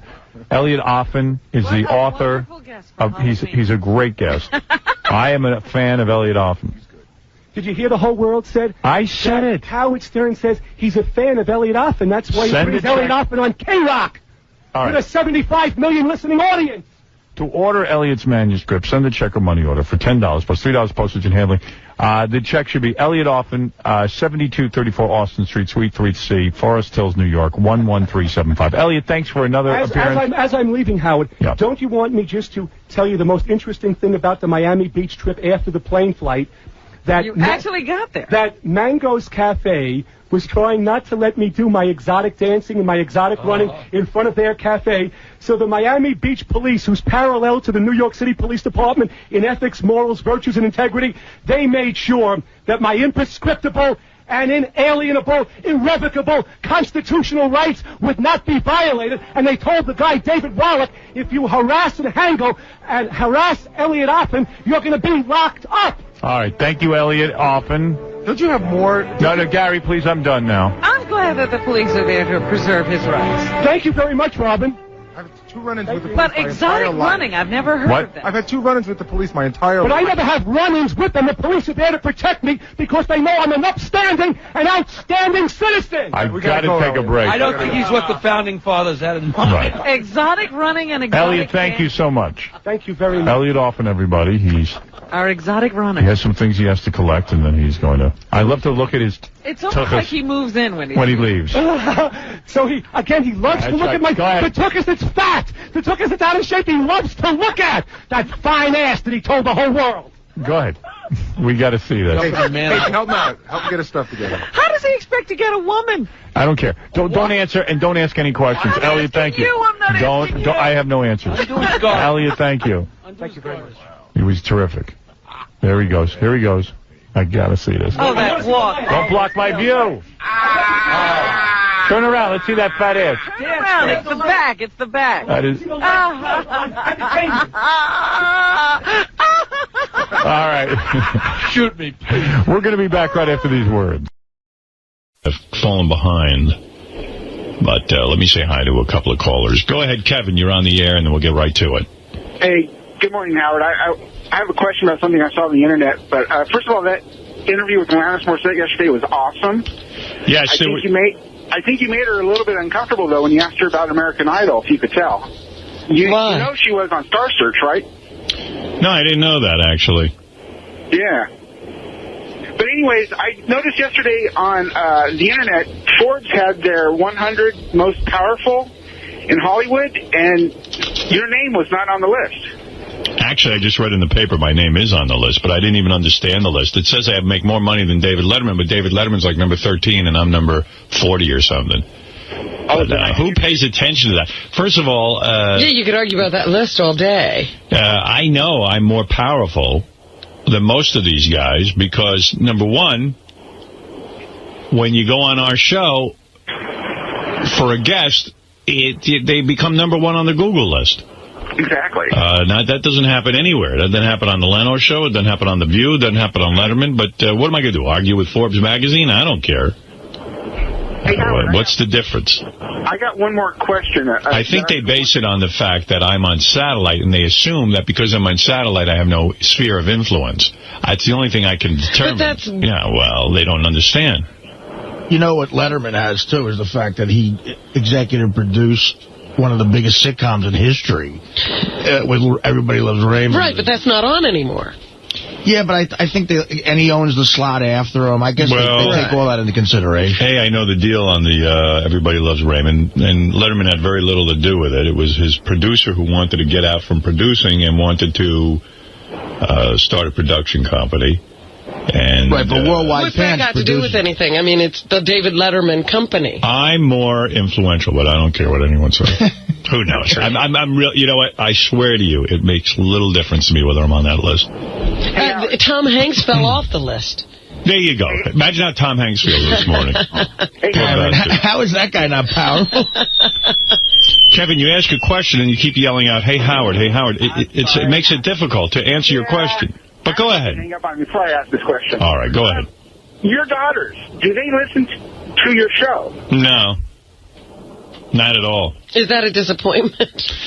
No, I think it's fine. I don't know how my daughters feel about what I do, really. Really? You've never talked about it? Not much, no. Are you sure about that? Do you think, I mean, Emily being older, do you think she lies to you about it? Maybe tries to listen? No, I don't think Emily lies. I think she's very honest. I don't think, I mean, they never say to me, gee, I heard Alanis Morissette on your show. It sounded really good, or something like that. They don't say it. I think... Yeah, lie's the wrong word. Proud of you? Yeah, with your parents sometimes maybe they feel awkward discussing it with you, but really they're, you know, obviously fans and might want to be interested. My parents listen every day, that I know. They've made that clear. But as far as the kids, all of the evidence points to the fact that they don't listen to it. But do they say, well, you know, I mean, do you get the impression they're proud of you as their father? Oh, I don't know. I honestly don't know if they're proud or not. They've never expressed to me if they're proud or not. They've never said, gee, Dad, we're so proud of you. I don't know. They live a good lifestyle, I'll tell you that. I know that. Yeah. What's up? You know, it's funny, when we did our shows out in Vegas, like, I don't know, 6 or 7 years ago, we had a dinner one night, and your daughter was at the dinner, and she'd been at the show that day. Right. And I remember she was asking me in, like, the nicest way. She was describing Beetlejuice, and she wanted to know who he was. So she clearly doesn't listen. No, they don't listen. You don't know who Beetlejuice is. You don't listen. You don't listen. I don't know. I found that odd because if I had a father on the radio, I'd have to take a tune in and see what the hell was going on. I would think. Yeah, but they very rarely, I don't know, they just, I think they prefer to think of me as the guy they know at home as opposed to the guy they hear on the radio. Do you think it's on purpose, or do you think that the content just wouldn't interest them, even though they love you? My content is interesting to all people, but no, actually, I think as it relates to me, it weirds them out a little bit, especially when I ask questions of women and all that kind of stuff. And I think I, for one, can vote that I am very happy that they're not ultra involved with the show. It would make it very uncomfortable to me to have to sort of explain to them why I do what I do. I would think that, Well, what do you think the impact has been, though, of being your daughter? I mean, certainly their friends know, and their friends listen, and... I know they're very loyal to Imus.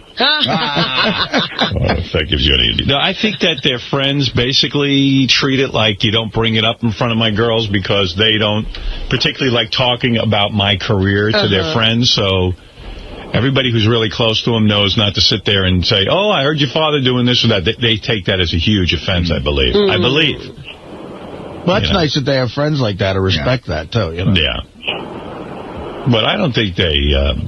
I think my kids are proud in the sense that, like, Emily comes by here serious. She was doing some stuff with Scott. And then Deborah said, oh, Dad, I want to come up. And she wanted to get some music for her iPod and all. You know, I think they're into...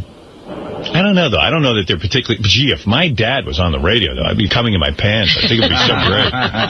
But then again, you know, I'm pretty well known and famous. Maybe it's kind of something that they don't really want to relate to me like that.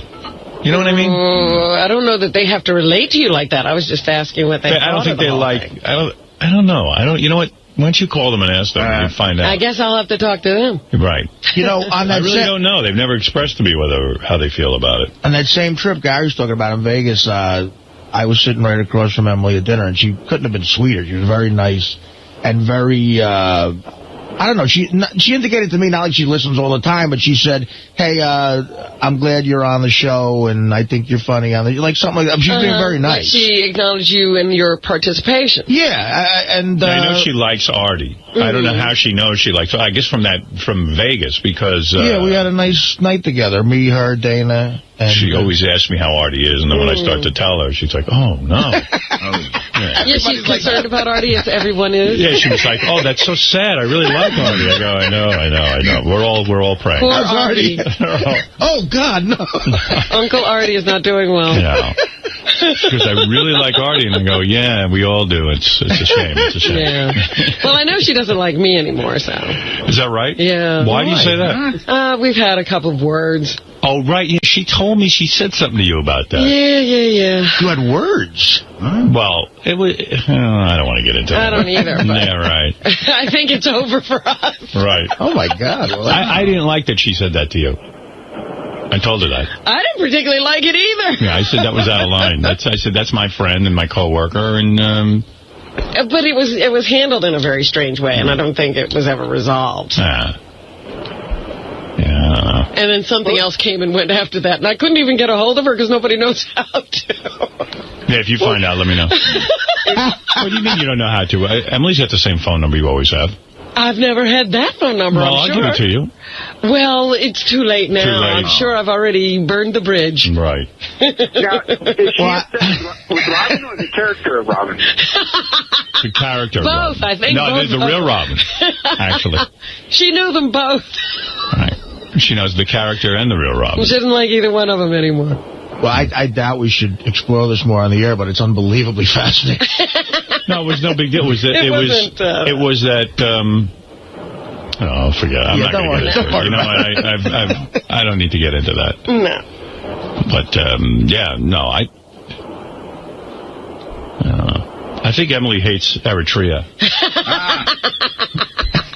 She said that to me that night. It's weird. 7 years ago, she knew that.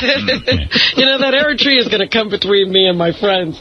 Yeah, I don't know. I don't know that my kids can fully appreciate my career, but certainly I don't expect them to either. You know, I never, I don't need to be worshipped and, hailed by the kids. No. Whether they understand the extent of the accomplishment and the struggle, I don't know. I never really laid that on them. Well, why would they know the struggle? They didn't see any of it. No, exactly. So right, but they're dealing with a whole other set of problems that other people haven't had to. I mean, they have their own struggles, I'm sure. Yeah, no, they have had a lot of issues around it. Mm-hmm. You know. Do you think the show would change if you knew that they were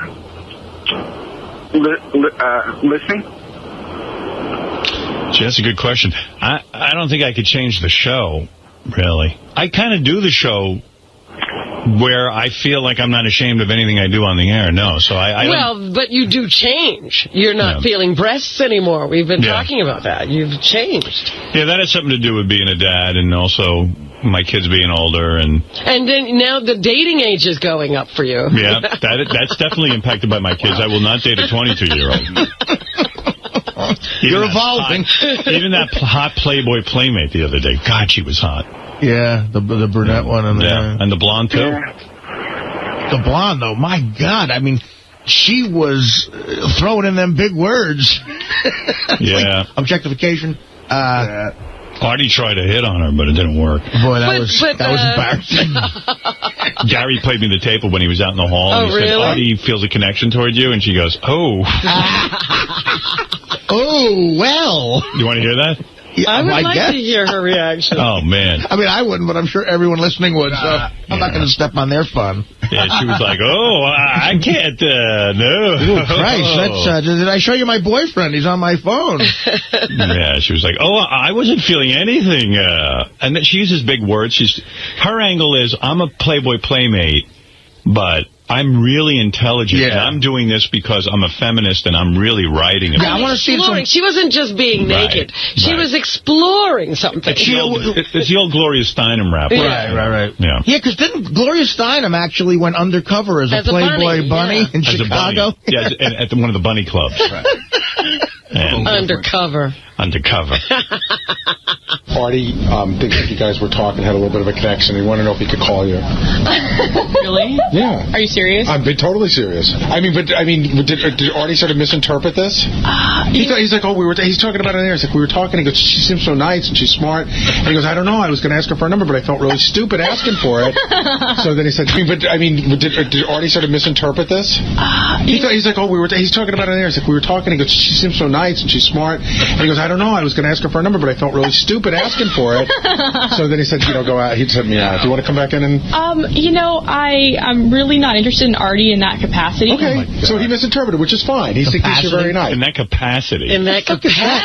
First of all, in that capacity. Okay, so he misinterpreted, which is fine. He thinks you're very nice. Yeah. All right, good. But I'm honored. Tell him that I appreciate him. I'm flattered. Okay, thanks. Honored. Well, how about that, eh? Well, I don't really, I'm not really available, and, I don't really perceive Artie as, someone I would necessarily want to, What's wrong with Artie? Steve, what are you talking about? I say. Don't necessarily seize on it that way. I'm not interested in a man of Artie's capacity. Yeah, of Artie's in that weight. capacity. interact with in that way. He's, I think he might be, if I was single, and available, he might be a little bit out of my generation, so compatibility, and, I don't think... You're years old, dude. Well, yeah, but, I mean, what am I going to tell her about what it was like when the TV was invented? You're going to be talking about the war or something. He's really my type, but he seems really cool, very nice person. So he's old? He's just not really, my type. What are you saying? Spit it out. First of all, listen. All of a sudden, words fail. This wordsmith. But I saw a picture of her boyfriend, first of all. Yeah. Oh, did you? But, yeah, she had a picture of him on her phone. And quite frankly, the guy looks like he's in a Matchbox 20 cover band. So he's like, Ozzy, go ahead. You're on the air. Easy, Ozzy. Hi, Howard. Good morning. How was your Father's Day? Very good, thank you. What did you do for Father's Day? Well, actually, I had Father's Day sort of on Saturday with Ashley. Deborah's not in the country, and Emily was doing something, but I hung with her. But Deborah called me from wherever the hell she was. She's in Europe. Oh. Yeah, she's hanging out. That's cool. She just got out of college, and she took a trip with a friend. So that's great. She did that. That's like the ultimate. If out of college, you could do the Europe thing. Not for long, Oh. She went for like 2 weeks. She's not doing like... She's not doing the cross-country... No. Year of backpacking. Backpacking, she ain't living there. it. No, she ain't living there for a year. And, it was nice. Spoke to my dad. Yeah. I got my dad my usual Father's Day gift I get him every year. What's that? Which is what? I give him cash to use at the track. Oh, that's right. At the racetrack. That's right. He loves it. They give you these little certificates. It's like gift cards or something? Gift card, yeah. You can make your bets. He hasn't slowed down at all going to the track. Oh, no, not my old man. He loves it. He only plays like $2 bets. That's a great thing. That's something that's going to keep him alive. You know what I mean? Because if you have something you really look forward to doing. Keeps him busy. We spoke for 3 seconds. I go, hey, Dad. Wow, 3 seconds. Yeah, that's great. Which is 3 seconds longer than we usually do. I go, hey, Dad, how you doing? He goes, Does he get on the phone right away? You call. No. I call. You have your and mother. I speak to my mother. I go, hey, Mom, what's going on? Oh, I got to tell you. And then she enters it up with me. And then I go, well, gee, I was really calling for Dad. Oh, you want to speak to your father? Well, it is Father's Day. Yeah, I go, I just figured it's officially Father's Day, even though I spoke to him, to wish him a happy Father's Day through the card. I said I figured I'd call on the day. Oh, all right, I'll go get him. And then about an hour later, he picks up the phone. You don't know what goes on. Hello? Testing. Who is this? 1, 2. And I was just like, hey, Dad, I just want to wish you a happy Father's Day. Thank you. I'm just told you I just blew all your gift on one race. I go, he makes a joke because we know he wouldn't do that. Right. This would never happen. And then he said thank you, and I said, you're great. Thank you, I love you, and he said, I love you too. And that was it. And he hung up. That was Father's Day. You only spoke to your father 3 seconds more than I spoke to my father. Yeah. Well, if your father was around, he would have. Yeah, you'd have spent a lot more time, and you'd had a big story to tell. All right, let's go to Eric. Eric, you're on the air. Eric, you're on the air. Howard, good morning, and happy belated Father's Day. Thank you. Howard, if you were a match and Beth needed an organ, would you donate one of your organs? No. Anything he needs, like a heart? What organ would I donate? The kidney is the only one you could. I would not. Maybe liver, bone marrow. I won't give my organs to anybody. You wouldn't give Beth a piece of your liver? Absolutely not. Oh, my. I'm not giving anybody anything. Listen, first of all, Beth's lucky. Take a moment to think about it. No, Beth is very lucky. She's healthy, number one. Number two. But we're just supposing. Number two, she got 2 brothers and a you're father. the match. No, I wouldn't be a match. Believe me. Look at her and look at me. How could I match? That's impossible. No, she's not Jewish, right? When you see those stories about women who've given their husbands kidneys... That's like crazy. even George Lopez, his wife. That's nuts. Gave him a kidney, right? I bet you he wouldn't have given her one. It's 11. But the thing about the guy that had the condo... Well, you have an hour off. I believe that's what it costs, and I think that you can get a lot of land and a lot of house in an outlying area because you're not near a major city, and that's what makes houses more expensive. Let's go to Orange County, California, and talk to Steve. Steve, you're on the wrap-up show. Hey, guys. First of all, if you could just give me a second. Huge fan since you guys came out to L.A. Gary and the rest of the staff on the Stern Show, I want to thank you. There were a lot of down times in my life. My brother passed away, big Stern fan. I got divorced. My wife and I were big Stern fans. No matter how down I was, listening to that show really brought up my day and brought a smile to my face. So I want to thank you all. Thank you. Gary, the other day, two things real quick. The other day when that whole Bob Levy thing, I think he was completely out of line. But one thing I did notice, Artie and Sal did go Fredo on Howard by going siding with Bob Levy.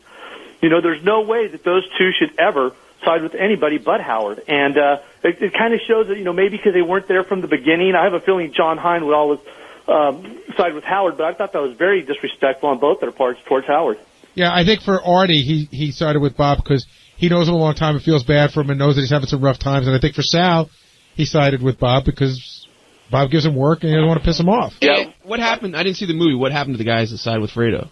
Well, what happened to Fredo is he went against the family, and then as soon as Mom died, you know, Michael took him out in a rowboat and shot him. I was going to say, Fredo went on a fishing trip that he didn't necessarily come back from. It wasn't Michael that took him out, but somebody took him out. One thing, Gary, I'm a big fan of yours. I think you're a great guy. You get a lot of crap on the show. And one thing I've noticed is you're a good family man. And Howard kind of has bashed on you over the years because you bathed your children when they were small, or you would change their diapers, or you're a coach, or everything else you get involved in their life. And I think that's a great thing. I know he was kind of questioning, you know, Tim Russert and how his dad, or he would call his dad 3 times a day or his son 3 times a day. And I think that shows the other day when Howard was talking about what he did on Father's Day, and he took one of his daughters out. The other daughter called from Europe, and it sounded like the other daughter didn't even contact him at all. And I think that shows a lot on Howard's parenting skills and how detached he is from reality and his own loved ones. I don't know about that. I mean, I think you're making a pretty big jump there, Steve. Right. He's actually got a pretty good relationship with his kids. Gary, how upset would you be if your child did not see you and was in the States and in the city, in the area, did not see you or call you on Father's Day? How upset would you be? It would really depend on how old they were. Gary, please. I mean, you're Italian. I'm Latin. You know, it's all about family and stuff. And I mean, for me to not, I mean, I call my father once a day. I live down the street from my parents. I visit them a few times a week. And for me to not celebrate my father's day, you know, honor his Father's Day, every day should be Father's Day. Listen, I never miss calling my dad on a Father's Day. We spoke probably once a week or once every other week, but I never miss calling him on a Father's Day. But that's our relationship. And Steve, you're also assuming that they didn't talk. You know, well, he did say, he pretty much said it. Robin asked him what you did, and he said, I spent one day with my daughter. My other daughter called me because she graduated from college and she was in Europe, and they go the other one. He kind of went, you know, so that sounds like to me that nothing happened. And, you know, I don't know. I think that, you know, I personally, I think that him maybe being with Beth, you know, having this hot girlfriend, maybe turned off his daughters a little bit, but I'm assuming that. Yeah, you're taking several leaps in your, okay. One quick thing about you guys eating in the studio. I'm a UPS driver, okay, and I love the show, and I got to be real careful when I'm working when the N word or the F word comes flying out of my truck and I'm standing there. But especially with those deliveries to Harlem. Yeah, exactly. Well, I work in a nice wide area, so I'm okay. But you guys eat a lot. I noticed, like, Artie eating on, and, you know, like, I will eat in the morning. I'm on vacation this week. I'll eat in the morning. I might go 8 or 10 hours without eating again. Steve, I don't understand how you guys have to eat all day long. Steve, what could possibly make you think that we eat a lot here on this show? Hey, we work hard. Steve, I'd like to respond, but do you make over 6 figures? No, I make close though, Benji. That's what I figured. As a UPS driver, I do have to work sometimes 11 or 12 hours a day, and overtime's about 45. Hey, do chicks really try to pick you guys up a lot? All day long. Steve, we'd love to talk more, but that music means we got to wrap up, so please call us back on a different wrap-up show. I love women who need the guy in the brown uniform. What can Brown do for you? Scott the engineer, ladies and gentlemen. Keep my day job. Anything you'd like to plug? Yes. I can only imagine what it's going to be. My son's band, Emergency Now, will be playing at the Starland Ballroom in Sayreville, New Jersey on July 15th. Hey, so anyway, as I was saying, so yesterday's show, as the guy on the phone was saying how good it was, I got so much mail slamming me for saying to Scott, hey, I would appreciate it if while you were working here, you weren't working on your son's music. Oh, really? That was wrong? They said that was wrong and that I was nagging and abusive, and now I'm the unappreciative asshole. Leave your employees alone and show them respect.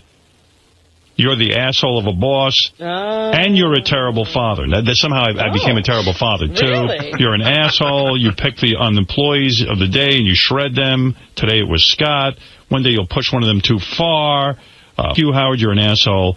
And while you're at it, I hope Ralph dies on your lap. I mean, why are you going to attack me as a dad? You don't know anything about me as a dad. Yeah, there was no backing that up. Just threw it you know out. what? I'll tell you where that comes from. Most guys who work, who aren't in a position to have to manage people, are always offended by the boss. The boss is bad because the boss makes us do things. In other words, I'm a bad guy for saying to Scott, listen, do your job. Do your job. That's a terrible thing.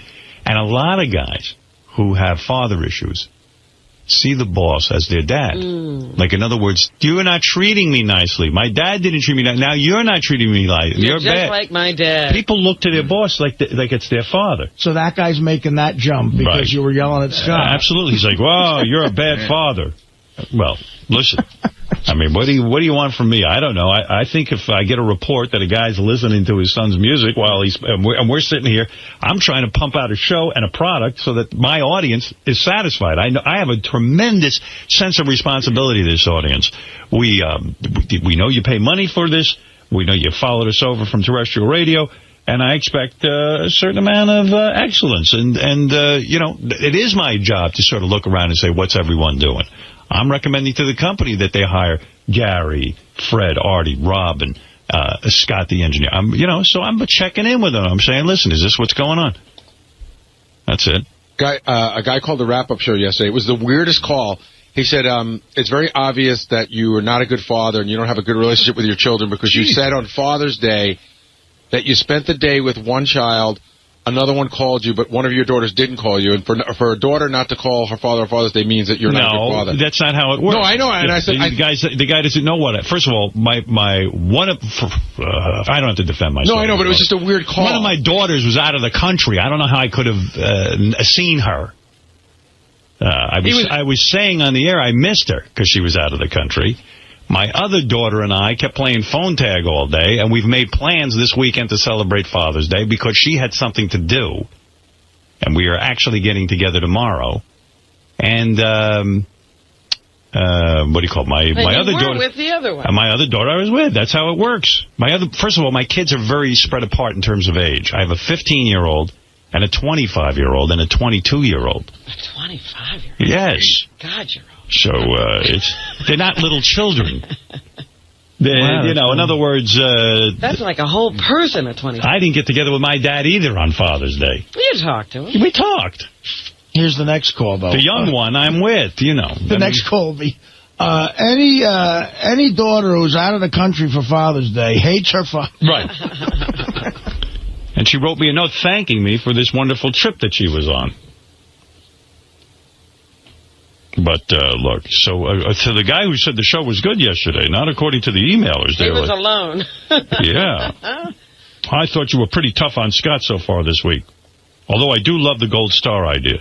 And Scott loves his gold star. He's walking around. He's proud of it. He wears it all the time. I saw him this morning. He was wearing his big gold star that said focus.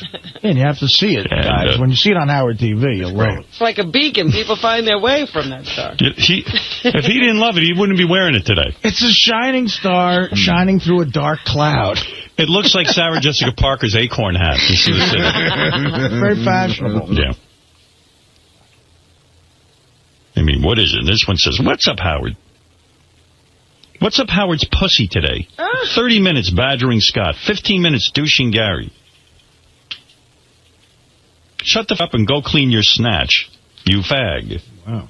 See? Here's another one. What's up, what flabby ass? He's turned into a grumpier version of his dad and is getting agitated by everything.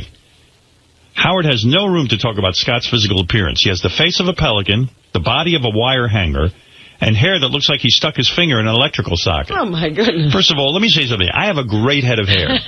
You will defend your head. I will defend my... You mind? The pelican thing, I got no argument. The wire hanger, I got no argument. But the electrical socket hair, you, and the boat you rode in on. And that's it. Here's another one. Is Beth... That's it. Here's another one. Is Beth out of town? Actually, she is. She is leaving... today for San Francisco. Well, she's not out of town yet. No, but maybe I know she's leaving and I'm upset. Is Beth out of town? You're acting the way you do when she's not around. All morning I've been listening to you tear into anyone who crosses your path. Scott Salem's a bald slacker. Ganji's a loser. Gary's an anxious, illiterate buffoon. While all this may be true, there's no getting around what a dick you're being. And by the way, the other day you used the expression hit and miss. It's hit or miss. How can you hit and miss something? That's good. Nobody's perfect. Please get laid and leave everyone alone. Tuesday's show was a mess, and it was your fault. So this guy says the show was a mess.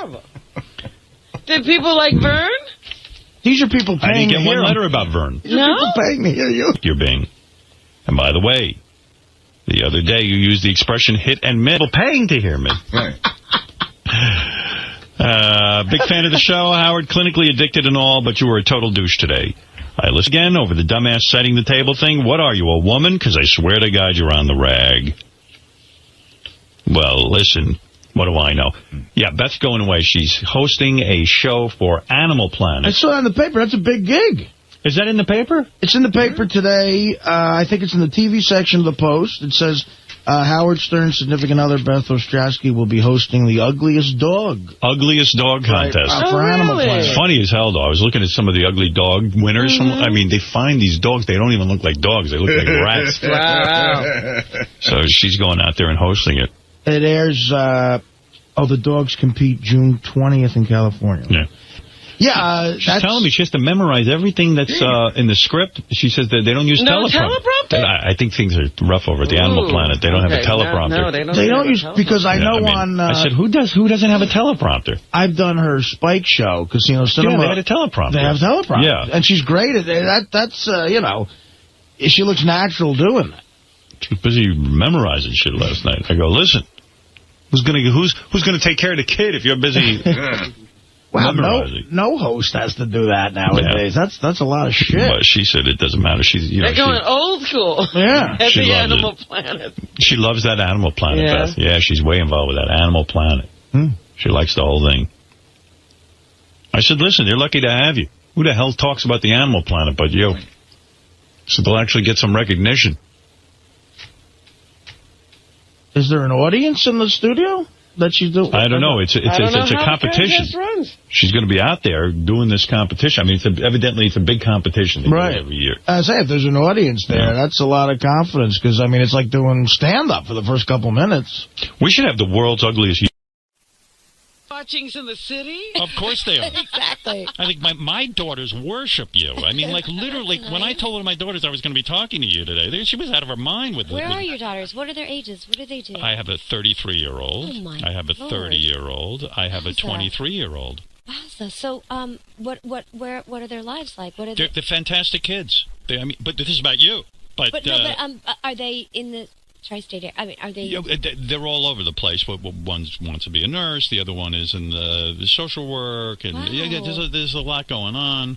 And do they have partners, romantic partners? Yes. Oh, yeah. One of my daughters just got married. Wow. Yeah. Wonderful. Yeah, it was a whole thing. So you have an unpredictable career, and you managed to raise 3 girls, and they turned out well, and they seem well-adjusted. So yeah, they're a lot better than me.